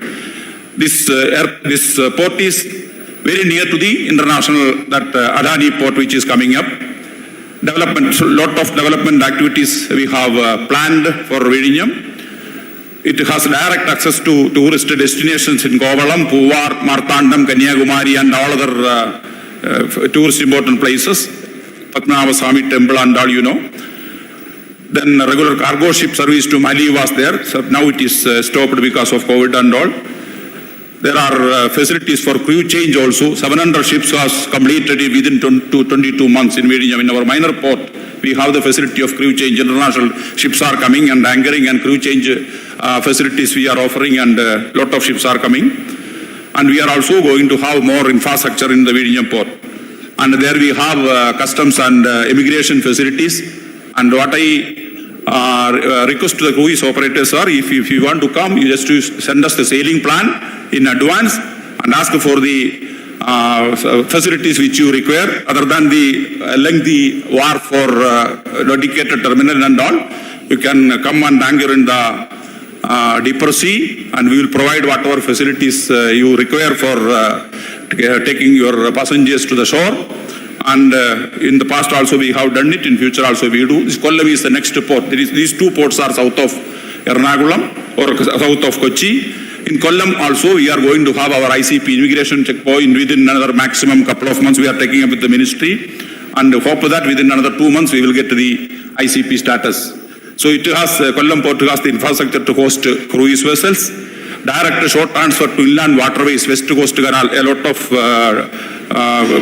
details have been given to you about the number 3 national waterways. Then located close to Kumaragam backwaters, Ashtamudi, Mandro, Kakatur. These are all the tourist destinations where people will be preferring to go. The various technical and husbandry services also we are offering to these cruise ships. And once we get to the ICP status, and if you come and tell us what you require, even we can make all makeshift arrangements to give you the best facilities to your passengers and all. We are ready. But unless you know how many ships are going to come and all, you cannot have a heavy capital investment for this war, for dedicated terminals and all, as somebody has talked in the initial inauguration speeches and all. Then infrastructure facilities, we have 2 multi-purpose berths suitable for cruise ships. Facilitation centers are also there. Then this is the second largest port in Kerala, that is north of Cochin. That is called the Baipur. It is in Calicut district or Kozhikode district. Passenger ships regularly call this port. Preferred berths. This port is between Mangalore port and the Cochin port. Preferred berthing for passenger ships whenever passenger ships are calling. So we are giving them some preference or priority berthing facilities. Located close to Bekal Fort or some tourist destination. I am not reading all those things. Various technical and husbandry services are also we are providing to these cruise ships. Infrastructure facilities are also there, and we are also planning lot of infrastructure development with the help of the Sagarmala financing scheme. Then this is another port in the northern part of Kerala. This particular port also is providing help to cruise vessels. And as I told you earlier, if you require any further facilities, you can, with the sailing plan, you can come to us. We are ready to help you with whatever possible this one, other than the heavy capital investment, which is not easily possible other than in a phased manner. So this West Coast Canal, that is the inland waterways, that is this number 3, this is also very connected to that. So cruise tourism, what is the way forward in Kerala? Capital dredging plans at Kollam, Baipur and Ayikal is planned, because then only major ship or medium-sized ship can berth. So we are planning under Sagarmala this capital dredging in this one. Kollam already we have around 7.2 draft. We are planning to increase it to 12. Then Baipur and Ayikal also we have specific plans. Then cruise focus infrastructure is planned to full-scale facilitation centers exist at Kollam. As I told you earlier, we have already written to the ministry. I think today or tomorrow the letter will go to the Ministry of Shipping and Ministry of Home Affairs to declare Kollam port as our immigration checkpoint. Once it is there, once that declaration is there, any ships can come and we will have all the facilities. Then new wharf and ICP facilities are being developed at Kollam. More development areas and plant spaces in the takeaway from you. Whatever you ask for, we are ready to provide within our limited capacity. Body is open to proposal from investors and stakeholders for any joint venture in future. Then new ventures we are proposing to set up, because under the Sagarmala scheme we are giving 100% financing for these floating jetties. We are also trying to establish some floating jetties in river mouths and all. Then we are going to submit detailed DPR to the Government of India. So in a phased manner, we are going to develop all these ports so that more cruise ships can come and berth in Kerala and enjoy the beautiful destinations which the passengers may like. So we propose whatever you just, because I was actually just 30 days back only I have taken over as the chairman of the Kerala Maritime Board. Actually, I took this opportunity for learning what are the requirements, what the industry wanted to say, what are the types of services you require, what way we can help you. So this is a learning platform for me. But because organizers compelled me to come with some presentations, at least what you can offer from Kerala. So I am constrained to present this presentation before you. So we are assuring whatever help you require, again within the limited capacity what we have. Of course, what I can guarantee you is, in future we are going to focus on 4 non-major ports, and within another couple of years we will have sufficient facilities, including, if possible, dedicated terminals for cruise shipping and all. And with this one, I express my sincere gratitude to the organizers for giving this opportunity to make a presentation here. Thank you very much. Thank you, Mr. Pillai. Thank you for sharing the plans that you have for Kerala, sir. I would encourage all the river cruise operators, and there are a lot of national waterways as well, which are there in Kerala, so maybe all of those stakeholders can interact with him further to exploit the situation.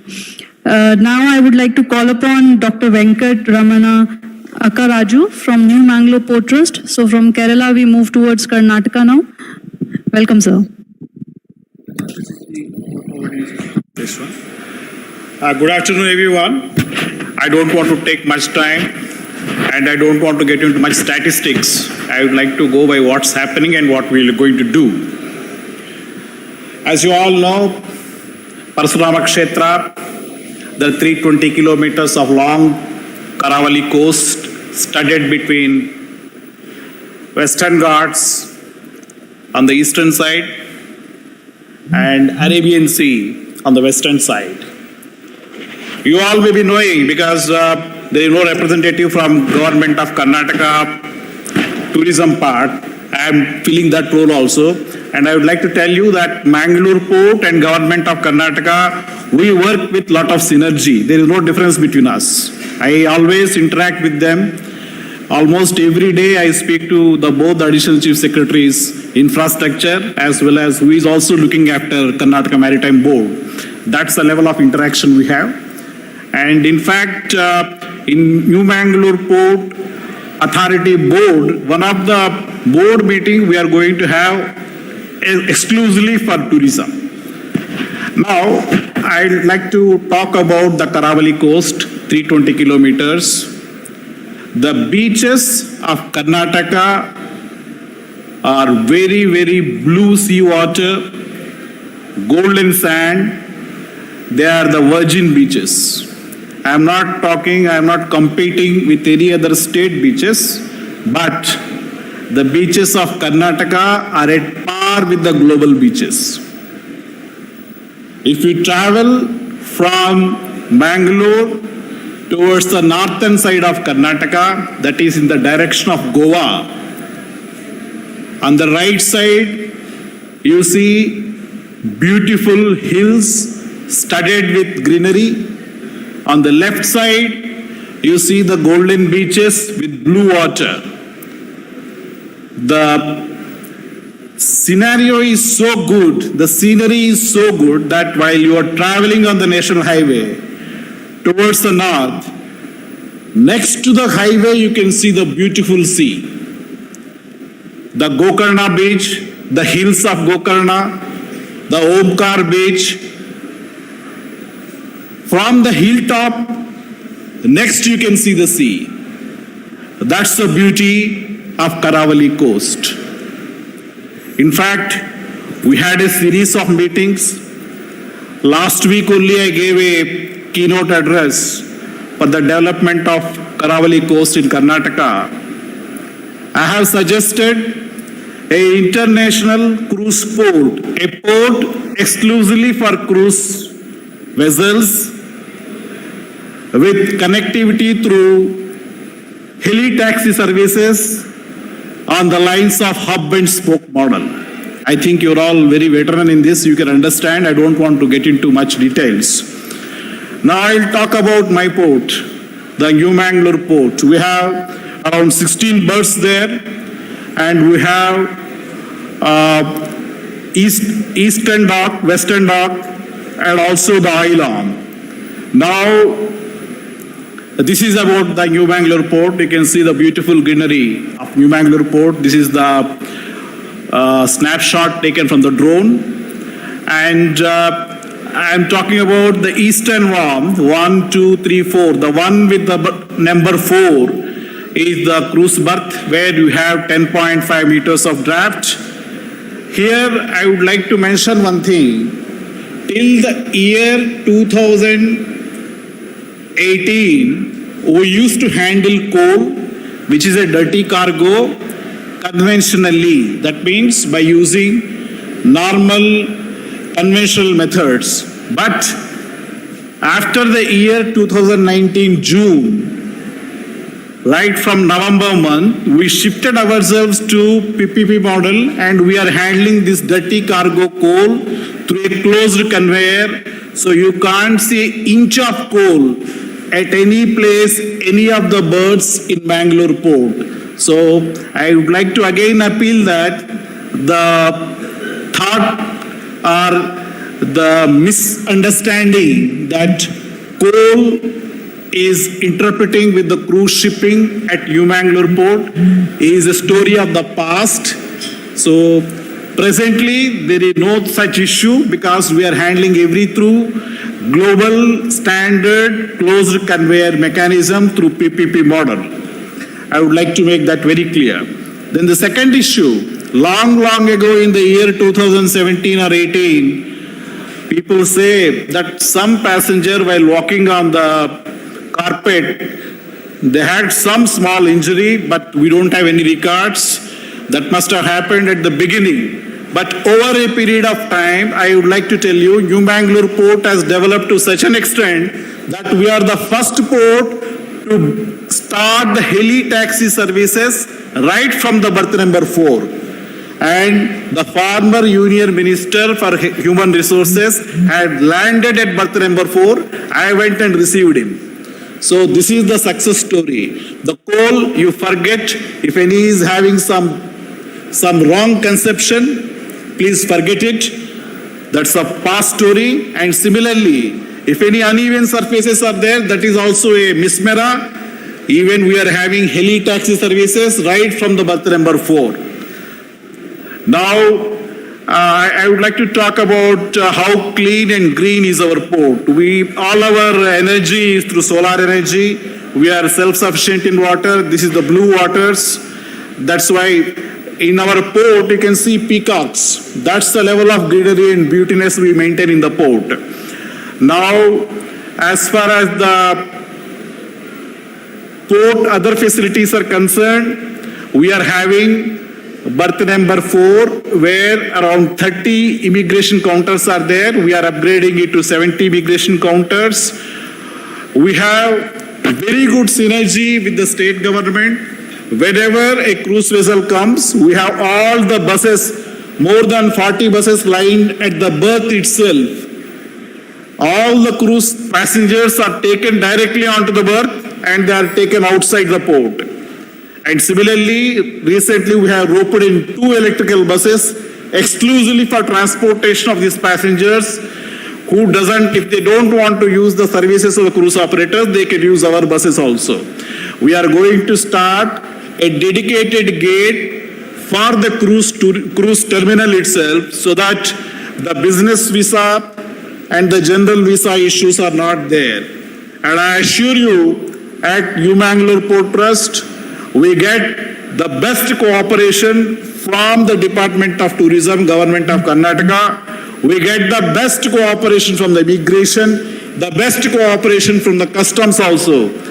I am proud to say at New Bangalore Port, the customs, the immigration, and the state government officials and the port authority, we work like a single team. There is no difference. I always tell, whether it is customs or immigration or security people or police officials, they all work under the umbrella of the port authority. We are all one team. That's the level of synergy we have. Going forward, I have already told you, we have already started a heli taxi services because most of the tourism spots around Mangalore are at a distance of 180 to 200 kilometers, whether it is 1,000 pillar temple or whether it is Subramanya, whether it is Sringeri, or whether it is the beautiful Monkey Port and the virgin beaches of Karnataka. We had to travel, if you travel by road, minimum 3 to 4 hours. That's why we kick-started the heli taxi services. There are two requirements for these services. One thing is, it should be a twin-engine helicopter. Second thing is, the pack should be duly insured.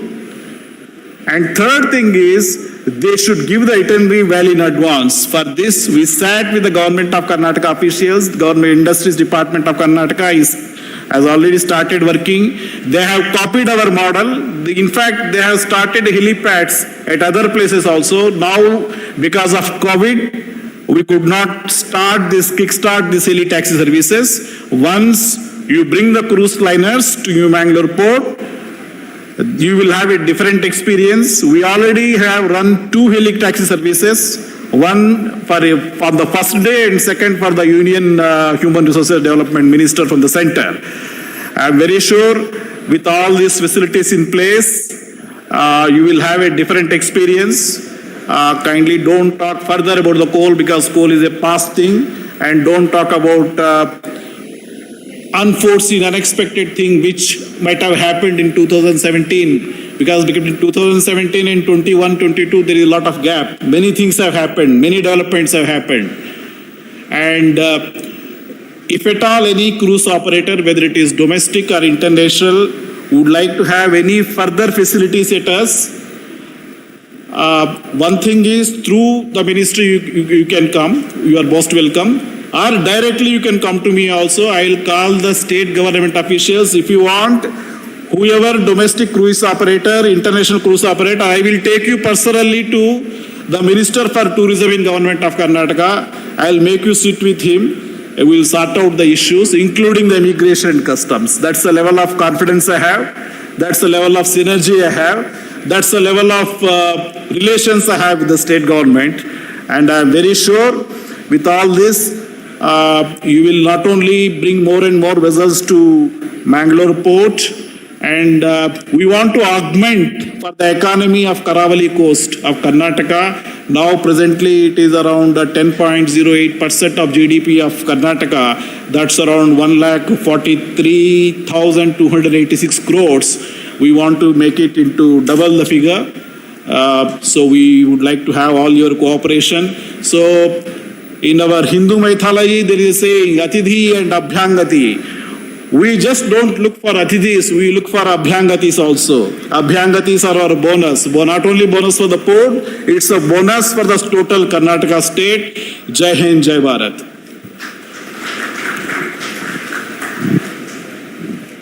Thank you for your encouraging words. It's great to see how a major port is working in collaboration with the State Tourism Department and the Ministry.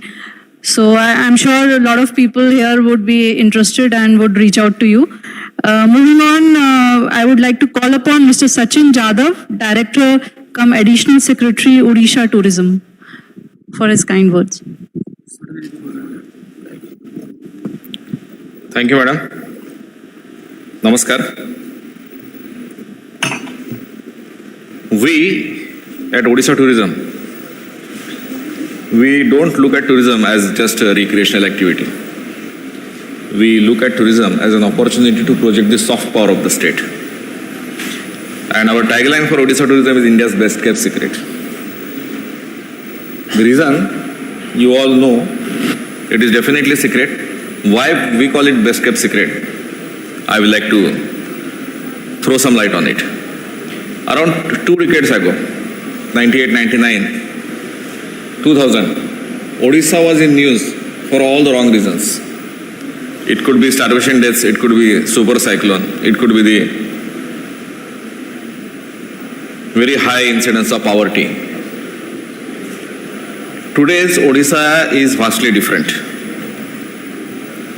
Today's Odisha is not only the topmost of the investment destinations, but it is also a leading state in manufacture of steel and aluminum in India. It's not just because of the presence of mines. Today's Odisha is one of the largest exporters of rice and other food grains to the country and outside also. With 24% of reduction in poverty in 10 years, Odisha has been one of the leading states in conquering poverty in the country. And this is possible because of the good governance. And with good governance comes prosperity, and with prosperity comes more and more investment in various sectors. And that is where the unveiling of the secret called Odisha, especially from the perspective of new products like cruise tourism, is important. Odisha is one state that offers everything that India has and more. Odisha has rich spiritual and heritage traditions to showcase as far as tourism is concerned. Arts and crafts of Odisha are famous across the world, not only just India. With 62 tribes constituting 25% of population of Odisha, Odisha has a vast repository of ethnic civilization and culture to showcase. In Odia there is a saying, Baro Mas Tero Parva. For 12 months there are 13 festivals. But trust me, there are more than that. Fairs and festivals are home. With one of the largest festivals in India, barring Kumbh, if I may call it festival, Rath Yatra is Puri's special highlight. Odisha is home to 19 sanctuaries, 1 national park, 1 tiger reserve. And more than that, what resides in this? Bhitarkanika is the second largest mangrove in India, following Sundarbans. And Bhitarkanika is home to the densest population of crocodiles in the world, with more than 2,000 crocodiles in 140 square kilometer. One speaker in the previous slide, he spoke about if you do not sight 50 or 30 rhinos in one tour, we will give your money back. Similar or better experience you can have in Bhitarkanika. Bhitarkanika, Satkoshia, Chilka, these are the places in Odisha which boast of more than 475 bird species, including domestic and migratory species. We host bird festivals every year for 3 days, International Bird Festival. And this year we are planning to host it for 3 months at Chilka, Satkoshia and Bhitarkanika. Odisha is home to close to 3,000 floral species, 87 mammal species, 131 reptile species, 600 fish species, 27 amphibian species. And all this bounty is present along the coast of 480 kilometers. And with this, all major heritage and spiritual attractions, be it Sri Jagannath Mandir at Puri, or be it the Sun Temple at Konark, or the ancient remains of Buddhist heritage at Lalitgiri, Udaygiri, Langudi, Ratnagiri, one of the ancient universities of India, along with Nalanda and Vikramshila, that was Pushpagiri. It is present within 60 to 70 kilometers of radius of Paradip Fort. So all this bounty of spiritual heritage and wildlife and ecotourism is possible to access along with cruise lines, and I will come to that.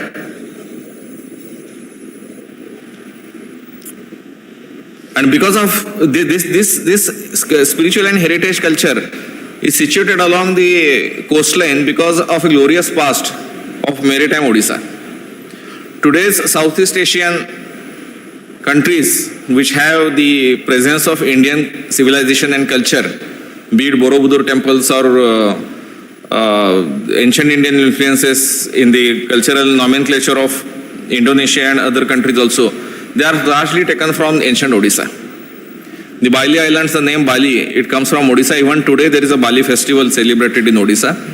The indigenous tribes at Indonesia, One of the tribes is called Kalinga, which is derived from the name Kalinga. And even today, there are references of this maritime history. And these are the reasons why we call Odisha India's best kept secret. Because these are pointers to the best times that are about to come for Odisha as far as cruise is concerned. Along the 480 kilometer of coastline along the Bay of Bengal, Odisha has 12 ports, out of which 3 are major ports, Paradip, Dhamra and Gopalpur. And as I said earlier, all major destinations of art crafts, spiritual heritage traditions and sanctuaries, national parks, they are situated within 60 to 70 kilometers from all major ports. At the most, you may have to travel 120 kilometers. But suffice to say, any international cruise liner or any big cruise liner enough, it comes and lands in the waters of either Konark Puri or Paradip Dhamra or Gopalpur.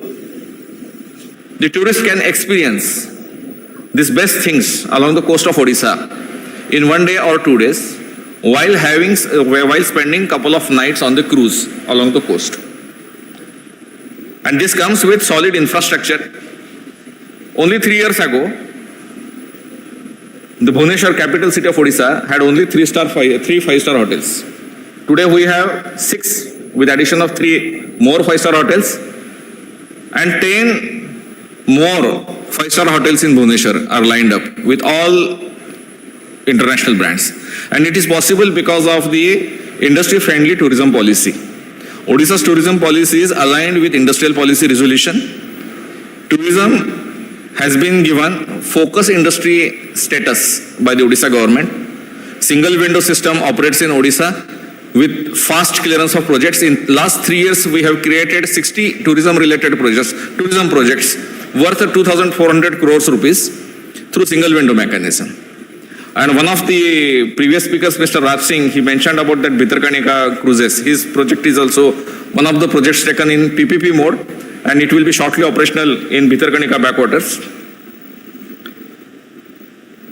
So with this port and port infrastructure and potential for cruise, houseboat, sailing, yachting, Odisha is poised to become a destination for cruise tourism.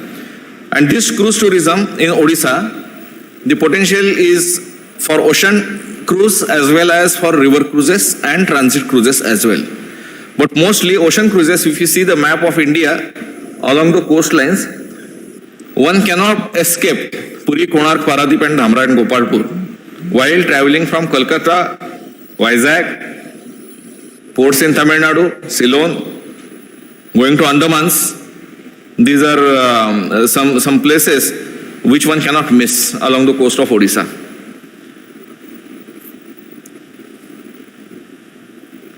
And Odisha tourism and Odisha government as such, it has identified cruise tourism as a niche and priority segment. And of course, there is no specific policy related to cruise tourism, but this initiative of Government of India under the auspices of this Port Trust and Ministry of Shipping, this today's conference, it has definitely given direction to many states like ours also to initiate steps in this regard, and we have noted it with all sincerity, and Odisha tourism will take further steps. These are some of the photographs, illustrative photographs of Mr. Raj Singh's initiative that is going to be operational soon in Bhitarkanika National Park. And this one houseboat, luxury houseboat, is recently launched in Chilka. Chilka, by the way, is the largest brackish water lake in the world, second largest in the world, largest in Asia, having 1200 square kilometer of area. And it has a very shallow draft, unique, peculiar ecosystem. So this kind of houseboats are ideal for Chilka. So this particular boat is launched recently, and it has 6 luxury rooms. These are actual photos. So more such initiatives are welcomed in the state. And a lot of initiatives, including yachting and other tourism vessels, they are in the offing. So that's all from Odisha side. I urge all the investors in cruise sectors to pay a visit to Odisha. We welcome you with open arms. Our tourism policy will ensure all the cooperation in a speedy manner to you. Thank you very much. And thanks for the organizers for giving this opportunity. Thank you. Thank you very much. We'll now move on, and I would like to call upon Mr. Anil Kumar Sahu, MD, Chhattisgarh Tourism.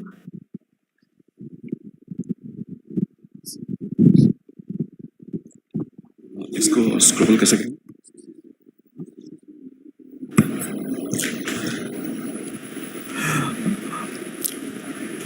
Good afternoon, everybody.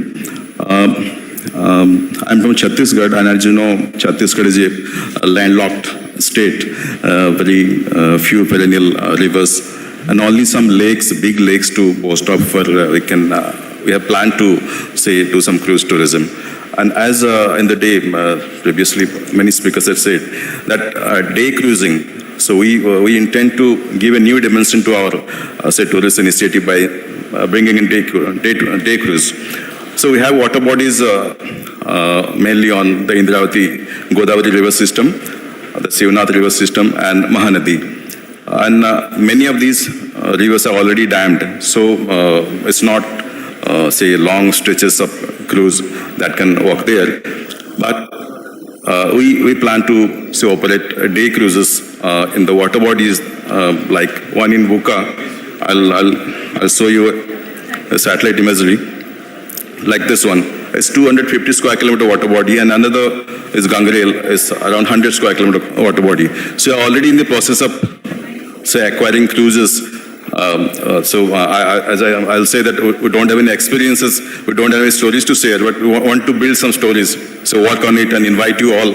It was a good platform to network with many cruise operators, cruise companies, and I urge you all to come explore our Chhattisgarh water bodies and help us in this regard, so that we can build stories to be presented to the world, to the country in future. Thank you. I'll leave. Actually, I have a flight to catch. That's why I'm rushing. I'll leave. Thank you. Thank you, sir. Thank you. Yeah, we are running quite late on the schedule, and so a lot of our panelists have to leave. Sorry to the audience for that. I have 4 more to go, so I hope everyone will stick to time, and we'll just spend 5 minutes each. So I request all my esteemed panelists to stick to time. I would now like to call upon Mr. Vishal Saha, Director Tourism, Lakshadweep Islands.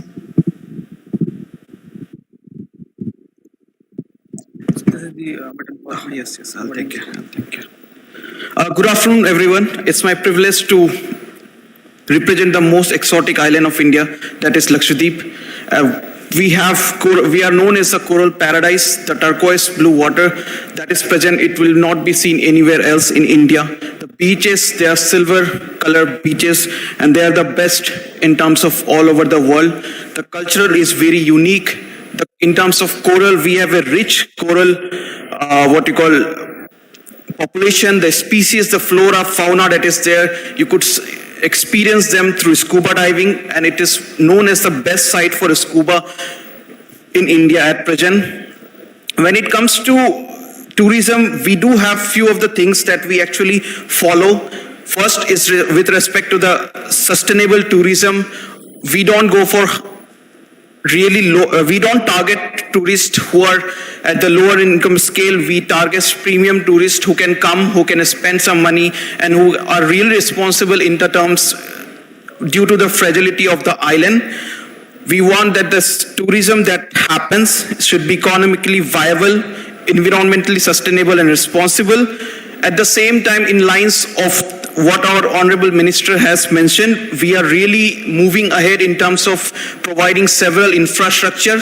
We are under Sagarmala, we are bringing modernized port, multimodal jetties, which will be helpful in terms of right from seaplane to any major ship cruise to anchor. Apart from that, I want to talk about the cruise tourism potential that is present.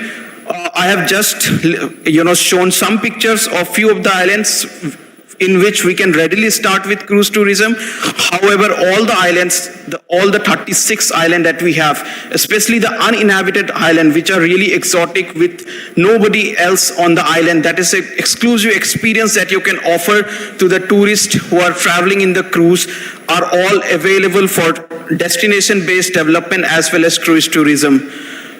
Our success stories include, since September last year only, we started after COVID.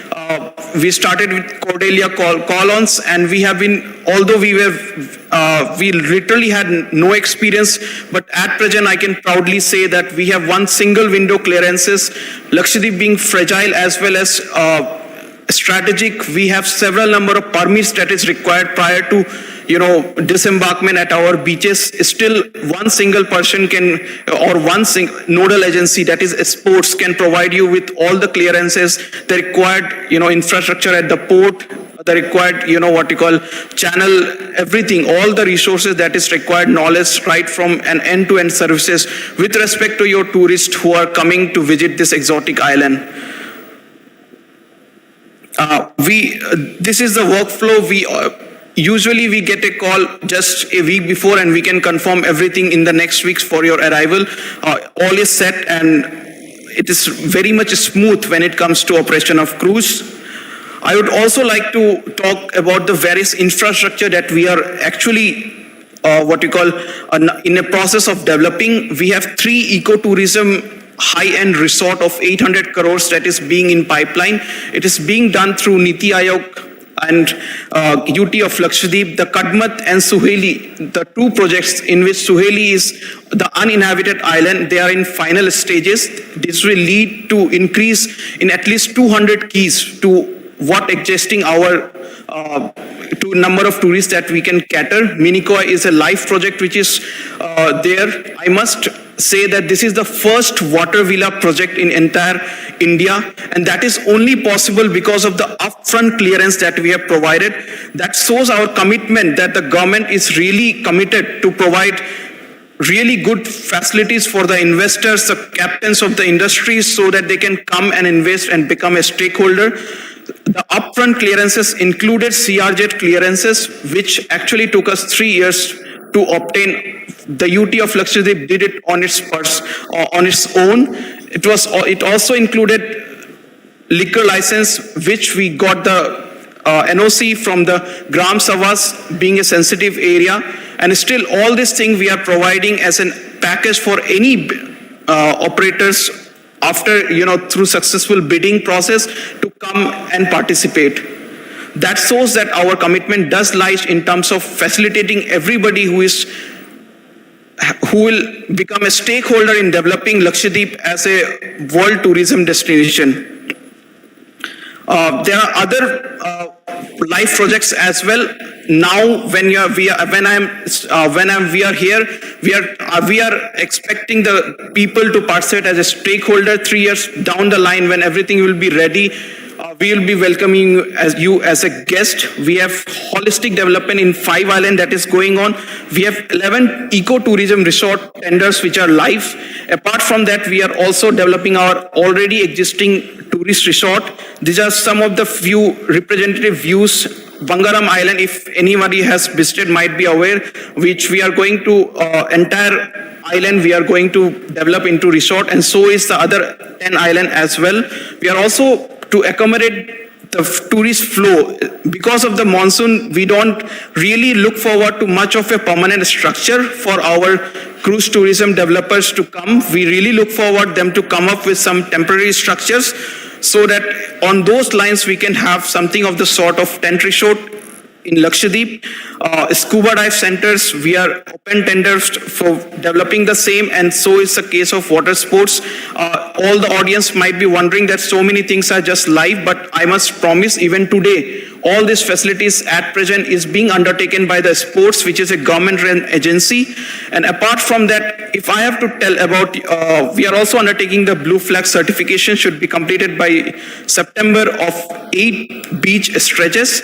If I have to say any, in short, what success stories we really like to share, is that a smile, that quintessence smile that comes to all tourists who actually visit our island.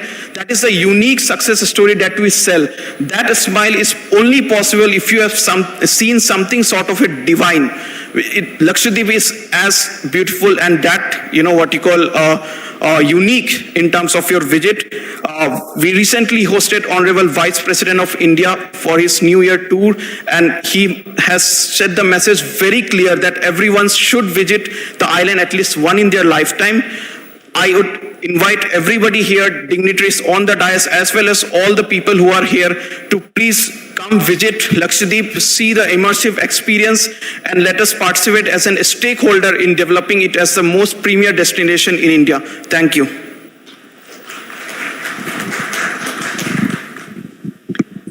Thank you for your speech and the presentation, sir. Really, I would like to look forward, and I have your number, so I would be visiting Lakshadweep for sure.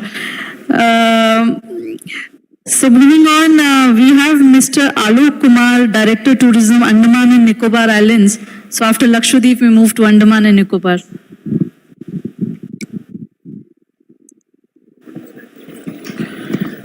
Good afternoon, everyone.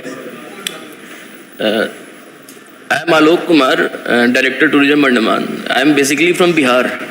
So I joined administration in Andaman in 2018. And the only thing I knew about Andaman is that it has cellular jail and it's synonymous with Kala Pani. Now, if you imagine Kala Pani, the image of black water comes to your mind.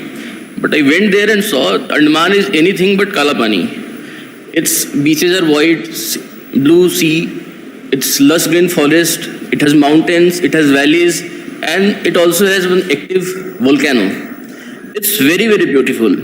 And many people in India as well as abroad are unaware of the pristine beauty and scenic beauty it has to offer. These are some facts for Andaman. We have around 836 islands. And the area, if you see on the map, it looks very small, but it has over 80,000 square kilometers of area. And if you imagine it this way, it is around 6 times of Delhi and 11 times of Singapore. The coastline over 1900 kilometers, it's around 1/4 of total India's coastline.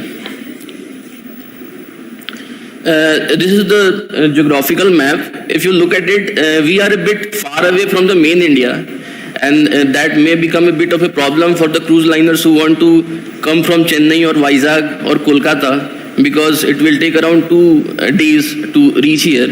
But at the same time, we are very near to the East Asia. As we can see from the Phuket or Indonesia or the Burma coastline, and then there is a very good potential of developing an international circuit around here.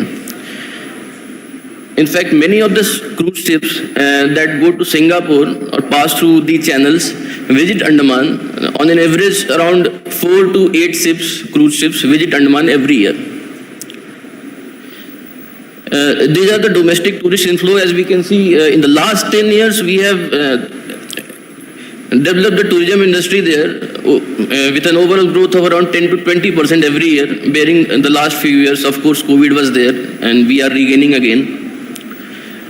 As of now, we are having around 5 lakh tourists per year. These are some of the major attractions for Andaman and Nicobar. As you can see, this is the Radhanagar beach on the top, frequently ranked as the top beach in Asia. Rankings aside, if you visit the beach, it's really very, very beautiful. And there are a lot of other beaches similar to this in the whole of Andaman Nicobar Islands. Then we have turtle nesting going on and on a lot of beaches. We have water sports. Around 74 scuba diving centers are there. A lot of water sports, including sea kart, which is not there anywhere in Asia. Over 92% of our land is forest. It's lush green forest, rainforest, and there are a lot of trekking routes there. Andaman is also one of the hotspots, biological hotspots in India. So the flora and fauna is rich, and there are a lot of endemic birds. Of course, we have heritage sites as well, including the cellular jail, the Netaji Island, and a lot of Japanese bunkers built around the Second World War. That I've already talked about the strength. One more thing I would like to mention is that Andaman is very clean and it's very safe. You can go in night at around 2 or 3 p.m. and you can be assured that no harm would be done. It would be very safe. Cruise tourism, as I have already talked about, the international cruise that visit Andaman 5 to 8 cruises visit us every year. These are some of the cruises that have visited us: MV Marbella Discovery, MV Europa, MV Rotterdam. We provide them priority guaranteed berthing, refueling, immigration and custom facility at Port Blair. We have licensed shipping agents whom the cruise liners can contact. And we are coming up with modern passenger hall. Already one is there at Port Blair and another one is coming up at Surajdeep, which was previously known as Havelock. This is a regulatory mechanism which is similar to what Lakshadweep has, as was already talked about. Our port draft is 8.5 meter, which might be of some interest to some of the cruise liners here. And as I have shown already, a lot of cruise ships have visited us, so it might not be a problem. We also offer some discounts on port charges if the cruise line is visiting 2 ports, so it can get a discount of 25% in port charges. There are a lot of new developments coming up which will transform the islands. Some of them are, we are having our new airport terminal under construction, and it will be completed in this year itself. The airport has been declared as authorized immigration check post. Radhanagar beach has been declared blue flag beach, and around 7 to 8 more beaches are in the pipeline for blue flag. Then we have improved our internet connectivity. Almost in all major tourist places or areas, you will get 4G connection. The inter-island connectivity has also improved with the national highway being built there. This is the new passenger terminal coming up at Surajdeep. Apart from it, Niti Aayog is developing 4 islands and 11 additional tourist sites. We have also identified 15 uninhabited islands as we talk to some cruise liners here, and they are very much interested in uninhabited islands with good beaches. So we are developing 15 such islands for ecotourism, and 75 additional sites we have identified for development.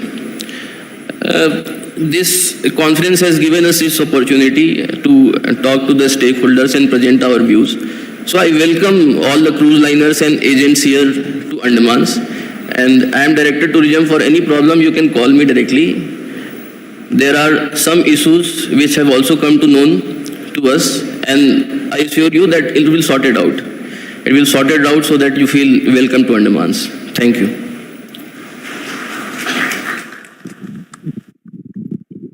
Thank you, Mr. Alok. I would like to call upon Mr. Dhananjay Savalkar, Joint Director, Director of Tourism, Government of Maharashtra. So this is the button to follow the slide. Good afternoon to all. And thank you to MBPT for inviting Maharashtra Tourism on this August forum.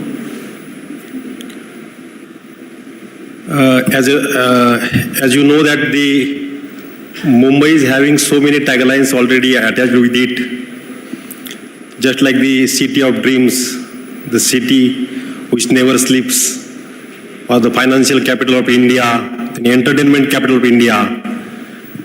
But by attending this conference, now I am pretty sure that the one more tagline is going to attach with the Mumbai, and that is the cruise tourism hub of India. So being a city port, all the facilities are here in Mumbai, and depend on the time space available to the tourist which comes to this Mumbai cruise terminal. We have different options of half-day tours, one-day tour, 2 days, 3 days, like that. Even within the Mumbai city, we have a lot of offerings to the tourists, whether it may be the heritage, whether it may be entertainment, the shopping. So many activities are there. So I will mention few of that. As far as the heritage is concerned, out of 6 World Heritage Sites in Maharashtra, 3 are in Mumbai. The Elephant Island, then the Chhatrapati Shivaji Maharaj Terminus, which is the headquarters of the Central Railway, and then the Victorian and Art Deco ensemble.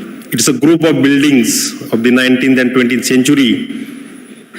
Apart from that, Gateway of India is the most visited place in Mumbai, and the Kaneri caves are also very famous. Then we have some curated tours also in Mumbai. As you know that the Mumbai is known for the Bollywood. There is a film city tour of one day, wherein the celebrities' houses are shown, and then also there is a Goregaon film city. Recently, we have started the Bollywood park over there. So, apart from that, those who are interested in the adventure activities, we have the SL World and the Adlab Imagica kind of amusement parks are here in Mumbai. And apart from that, Mumbai is also having one national park, which is a part of Mumbai, that's Sanjay Gandhi National Park. And I would also mention that the Global Vipassana Pagoda, which is we have spent almost 100 crores on this structure, and many might not have seen this, but I would recommend that one must visit this place.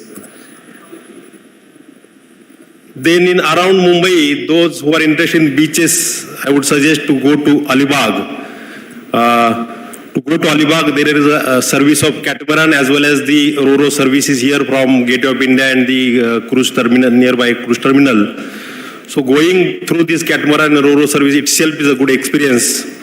And apart from that, in Alibag, there are very pristine beaches like the Kihim beach, then the Alibag beach, Kasir beach. And you can see that nowhere in India there is a seaports which is in Maharashtra. This is the picture I'm showing. This is the Murud Janjira port. Like this, there are Kulaba Fort is also near Alibag. Then from 1.5 hour distance from Mumbai, here is the tiny hill station Matheran. The toy train is famous over here. Even in last pandemic year of 21-22, more than 3 lakh visitors have enjoyed this toy train. And this is the only hill station where there is no vehicles is allowed because of the eco-sensitive zone. So you can enjoy the horse rides over there. Then next is the Lonavala station. This is the midway point between Mumbai and Pune. This is again the most visited hill station of Maharashtra. And at Lonavala, there are caves, Karla and Vaje caves. These two caves are the India's oldest caves, more than 2,000 years old. And there are many wellness resorts are there in Lonavala. Then from Mumbai in Maharashtra, there is almost 8 places where we can reach through the flights in 1 hour time. But I would recommend 4 places where Aurangabad is the number 1, as we say that Aurangabad is the tourism capital of Maharashtra, wherein 2 major destinations, Ellora Caves and Ajanta Caves.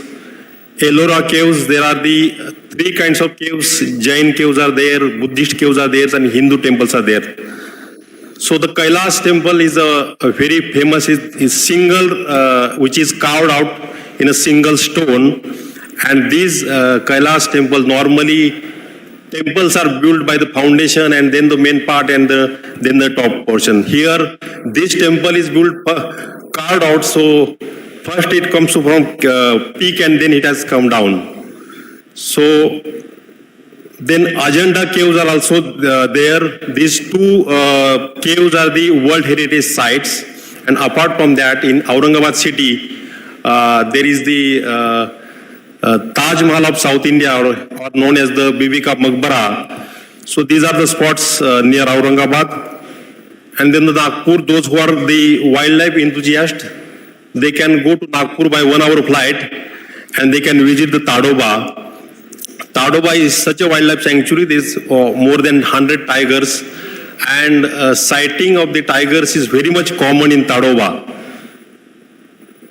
Then the Pune, it is by car drive, you can reach in 2 hours to Pune, which is the cultural capital of Maharashtra. Our Chhatrapati Shivaji Maharaj, most of the life spent around Pune. So there are so many ports like Siahgad, Rajgad, Torna, Purandar. This Pune is also the educational hub. And recently, we have started with the help of Home Department the jail tourism. So Eroda jail knows there were so many national leaders during the independent movement. They were imprisoned over there, from Mahatma Gandhi ji to Pandit Jawaharlal Nehru to Sardar Patel to Maulana Abdul Kalam Azad. So we have started the new concept of jail tourism over here in Pune. Apart from that, in Pune there is a Shaniwar Wada, which was the capital of the then Peshwas, who has ruled almost most of the part of India for more than 100 years. Then the Nashik is again the 3 hours journey from Mumbai, and it is known as the wine capital of India. 80% of the wine production of the India is in Nashik. And again, Nashik is a part of the Ramayana circuit of the Government of India's Ministry of Tourism. So again, in Nashik, there are so many things to see. So these are the places which you can see from when we arrive in Mumbai. And Maharashtra is also known for the local cuisine, whether it may be the Mumbai's Vada Pav or the coastal line seafood. And there are many aspects like the art and culture. This is the few pictures. This is the Warli paintings. Then the Paitani sari from Aurangabad and Paitan area is very famous. So apart from Mumbai, we are, with the help of Maharashtra Maritime Board, we are identified almost 3 places on the coastal line which we wanted to be for the cruise tourism. One is the Jaigarh. Already there is a jetty in Jaigarh, and I know that before pandemic, when the Jalesh cruise was operational, once we tried here to at Jaigarh, and at 2 more places, Guhagar and Malwan, though there is right now no jetty for the big cruises, but by anchoring the cruise through small boats, we can take tourists to the excursion. And these all places are the South Konkan region, very unique, very beautiful the places, and one-day tour is possible from there, and so many good things in these 3 places. So this is from my side. Thank you once again for inviting Maharashtra Tourism. Thank you. Thank you, Mr. Savalkar. Last but not the least, I would like to call upon Mr. Jason Zaton, Executive Director, Zaton Consultancy, Dubai.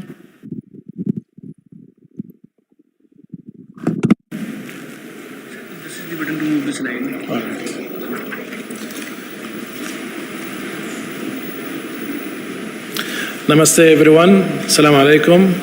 First of all, I would like to thank the whole conference delegation, the Indian people as well, for your moment of silence yesterday. We really appreciate it. It's felt heartful to all the Emiratis, but I feel we cannot be more felt like a family.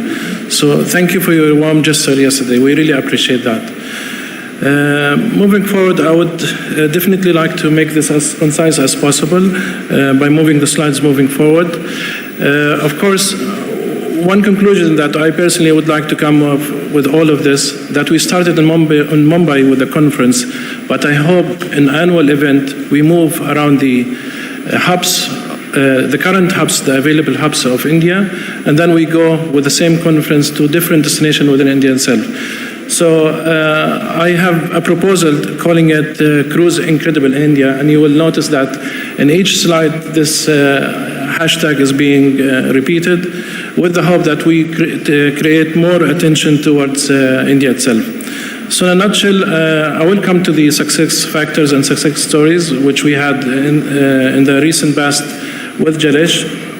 And of course, one has to thank always the local investment, especially coming from the local people. Jalesh, Cordelia, ultimately they are local ingredients. They know India best, and that's why whatever we could do to support the Indian Cruise Lines initiative, whether it's in river or in air liner, we are obliged to give it from stakeholders, public sector or private sector. This is in a nutshell what cruise tourism is all about. State of the industry, there is about 323 cruise ships. There are 32 more coming this year. and there are 15 ships that have departed. Almost each passenger spent about $100, and mind you that also the crew spent in each port coming in it. So let's put it this way, that at the end of the day, when we are talking about Mumbai or any turnaround port, we have an average about $385 of spending, because that's include in and in flight. Of course, the airlift, perhaps a subject was not covered in this summit, but this is very, very coming powerful. With Air India coming strongly back, we have to reach hand to as well to Air India. These are all the names of the upcoming cruise ships with different sectors, whether we like to call them luxury and expedition, or the new term for big ships or mega ships is the mainstream, which is accessible by everyone. So all of these ships are coming yet this year. When we talk about cruise tourism, there are specific benefits, and these are the tangible one in a nutshell is the technical income directly in the ports, which all our colleagues from the Port Authority can confirm. Shore excursions, which is going and touching and bringing more of distribution of the economic impact to all the way to the single individuals and handicrafts. Shoreside spending. Cruise hub, as we mentioned earlier, just now, that cruise hub means people would fly to the destination using different transport to arrive to the main terminal, and of course then join the ship. And finally, the local cruise sourcing. This is something that India is very powerful, and we all have learned. We've heard from one of the most renowned cruise line that they source about 11,000 crew alone from India. In fact, with this specific cruise line, and just to let you know how much the government of India and other government actually have collaborated during Corona by flying on a private flight, 350 crew member from India to Saudi Arabia, and I was monitoring this closely, being a consultant with Cruise Saudi at that time. All the foreign affairs and diplomats from both sides have worked hard to ensure Indian crew coming on board the MSC Bellissima last summer. So you can imagine how much is cruise being high regarded by the local government itself. Overall, as you can see, probably some glitch here, but this is what we're talking about when we talk about domestic cruise tourism in a mind map. In fact, we are very thankful for Corona. I am personally very thankful for Corona because I'm existing today as an entity because of Corona. But domestic cruise tourism, all these values, river cruising, colleagues actually, they are the best who have been able to celebrate this because it's all within the country itself, especially within India. And in fact, I developed now a new passion for river cruising, and I hope I will be able to join one of these cruises very soon and contribute with advice really to the Indian river cruise. But overall, of course, staycation cruise, this is what have been developed within the period of Corona. We have mentioned that during Corona, there were 3 countries that came up across. The first one was Singapore, when they started with Royal Caribbean with Cruise to Nowhere. Second was Saudi Arabia with chartering Silver Sea during really the strictest moment. And then following year 2 of Corona, they've chartered also the MSC Bellissima. And the third actually was India. India, during the first year of Corona, they came up with additional incentive. And that's what, just to appreciate more how we are missing cruise in India. And this speaks for how much, in the critical time, the public sector can work very well together and come forward. Of course, there are a lot of things related to the type of cruises, high cruises. I mean, I tried to segment the different itineraries. But overall, when it comes to domestic tourism, this is really what it's all about. I'm not going to go in details, but we have to look at the region. At the end of the day, if a ship going to Dubai or going to the Red Sea, it's going to use the same water. And therefore, we have to see how is the development going on there. The amount of billions of dollars that being invested to develop the Red Sea from Cruise Saudi itself or from the Public Investment Fund. But in the same time, Oman is coming up with a strategy for cruise. The Gulf is coming up, each entity and each country with a dedicated cruise strategy. And finally, even in India, with this achievement of Cordelia Cruises, in almost 6 months, 50,000 passengers, which is going to be doubled by the end of probably in less than year one. This has to be celebrated and remarkably. And I think that the attendance of International Cruise Line in this first summit is actually another gesture from the industry to show you what is happening in India is really appreciated. And I'm sure in less than 1 year we will see International Cruise Lines also homeporting in different parts of the of Indian map. So success factors, strategies, of course, collaborating with the best practice. We have a lot internal, local experience. We have a lot of Indian cruise experience, whether they worked on board, whether they worked ashore. India can supply really every type of experience that India requires. But of course, the know-how that individual experts from the region or from overseas, they will just simply complement probably the missing factor that we always want to have. And therefore, working in collaboration together regionally and internationally will bring any story to a success. At the moment, we have a great collaboration of government. At the end of the day, we all had access to their honorable ministers. We are sitting in the same room, really very transparent, everyone approaching the minister, and that's exactly what it's all about. The public sector, they are willing, they are speaking in one voice positively. We've heard some negative, but most of the ambience was talking about success stories and positiveness. Finally, I just want to share images of the two success stories that even personally I was able to contribute to by going to the port of Angre. I think many of you know the temple of Gambati Bole. Of course, that's where perhaps the non-local experience come forward, appreciating the story that is told by the locals. Remember that the new trend of tourism that people want to go where the locals go. You know, whether it's cultural, religious, or even whether trying their food, people will tell you always, take me where the local, take me where you go. I want to go where you eat. I want to go where how is your tradition? How is your, how you worship? How you think about life? How you think about gods? And I think when we come to India, we have these vibrant colors of religions when we come to talk about culture and faith. So it happened that I personally went there. We drove 8 hours all the way from Goa until we reached Gambati Bole till midnight. And of course, this success story of bringing 6 calls to the port of Angre brought a lot of lights to that particular to this particular area. But the same on the port of Dio, which is, as I also learned, administered from the central government in India, in Delhi.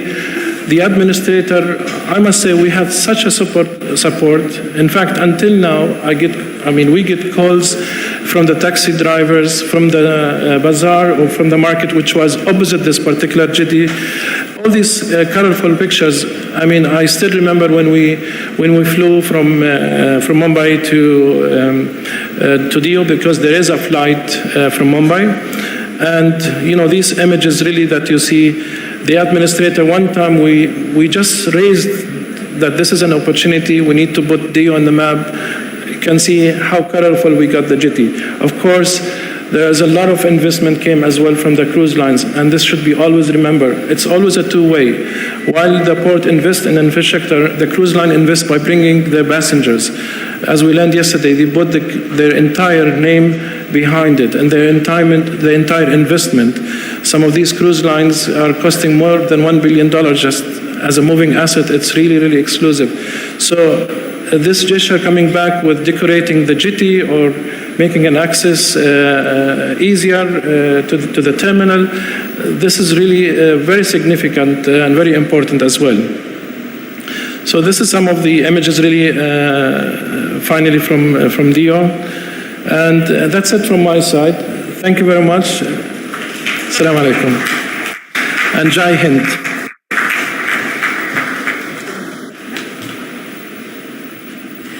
Thank you, and we will conclude by presenting mementos to all the experts seated on the dais. I will invite Captain Babatosh Chand, Deputy Conservator, Mumbai Port Authority, to please do us the honors.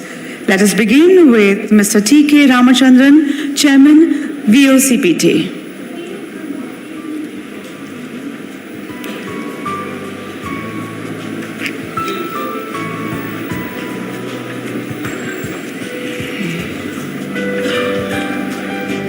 Dr. Venkataramana Akkaraju, Chairman, New Mangalore Port Authority.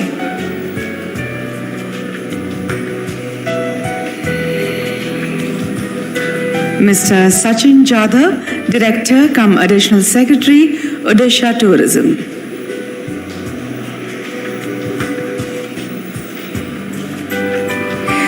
Mr. Vishal Shah, Director Tourism, Lakshadweep Tourism.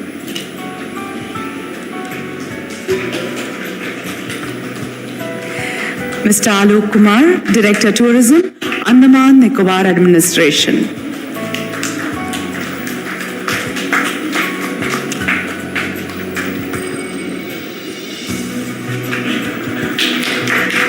Mr. Dhananjay Savarkar, Joint Director, Directorate of Tourism, Government of Maharashtra.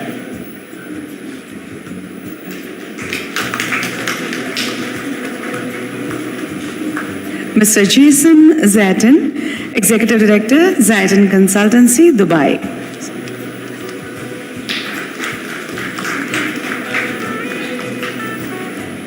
And the session moderator, Ms. Parul Singal Garg, Associate Director, Transport, Logistics and Mobility, CRISIL.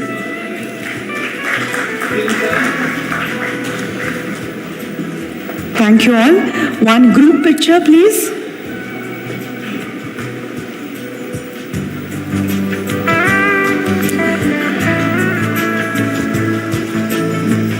So, ladies and gentlemen, as the photograph is being taken, let me thank you all for your time and participation. We indeed had 2 engaging days.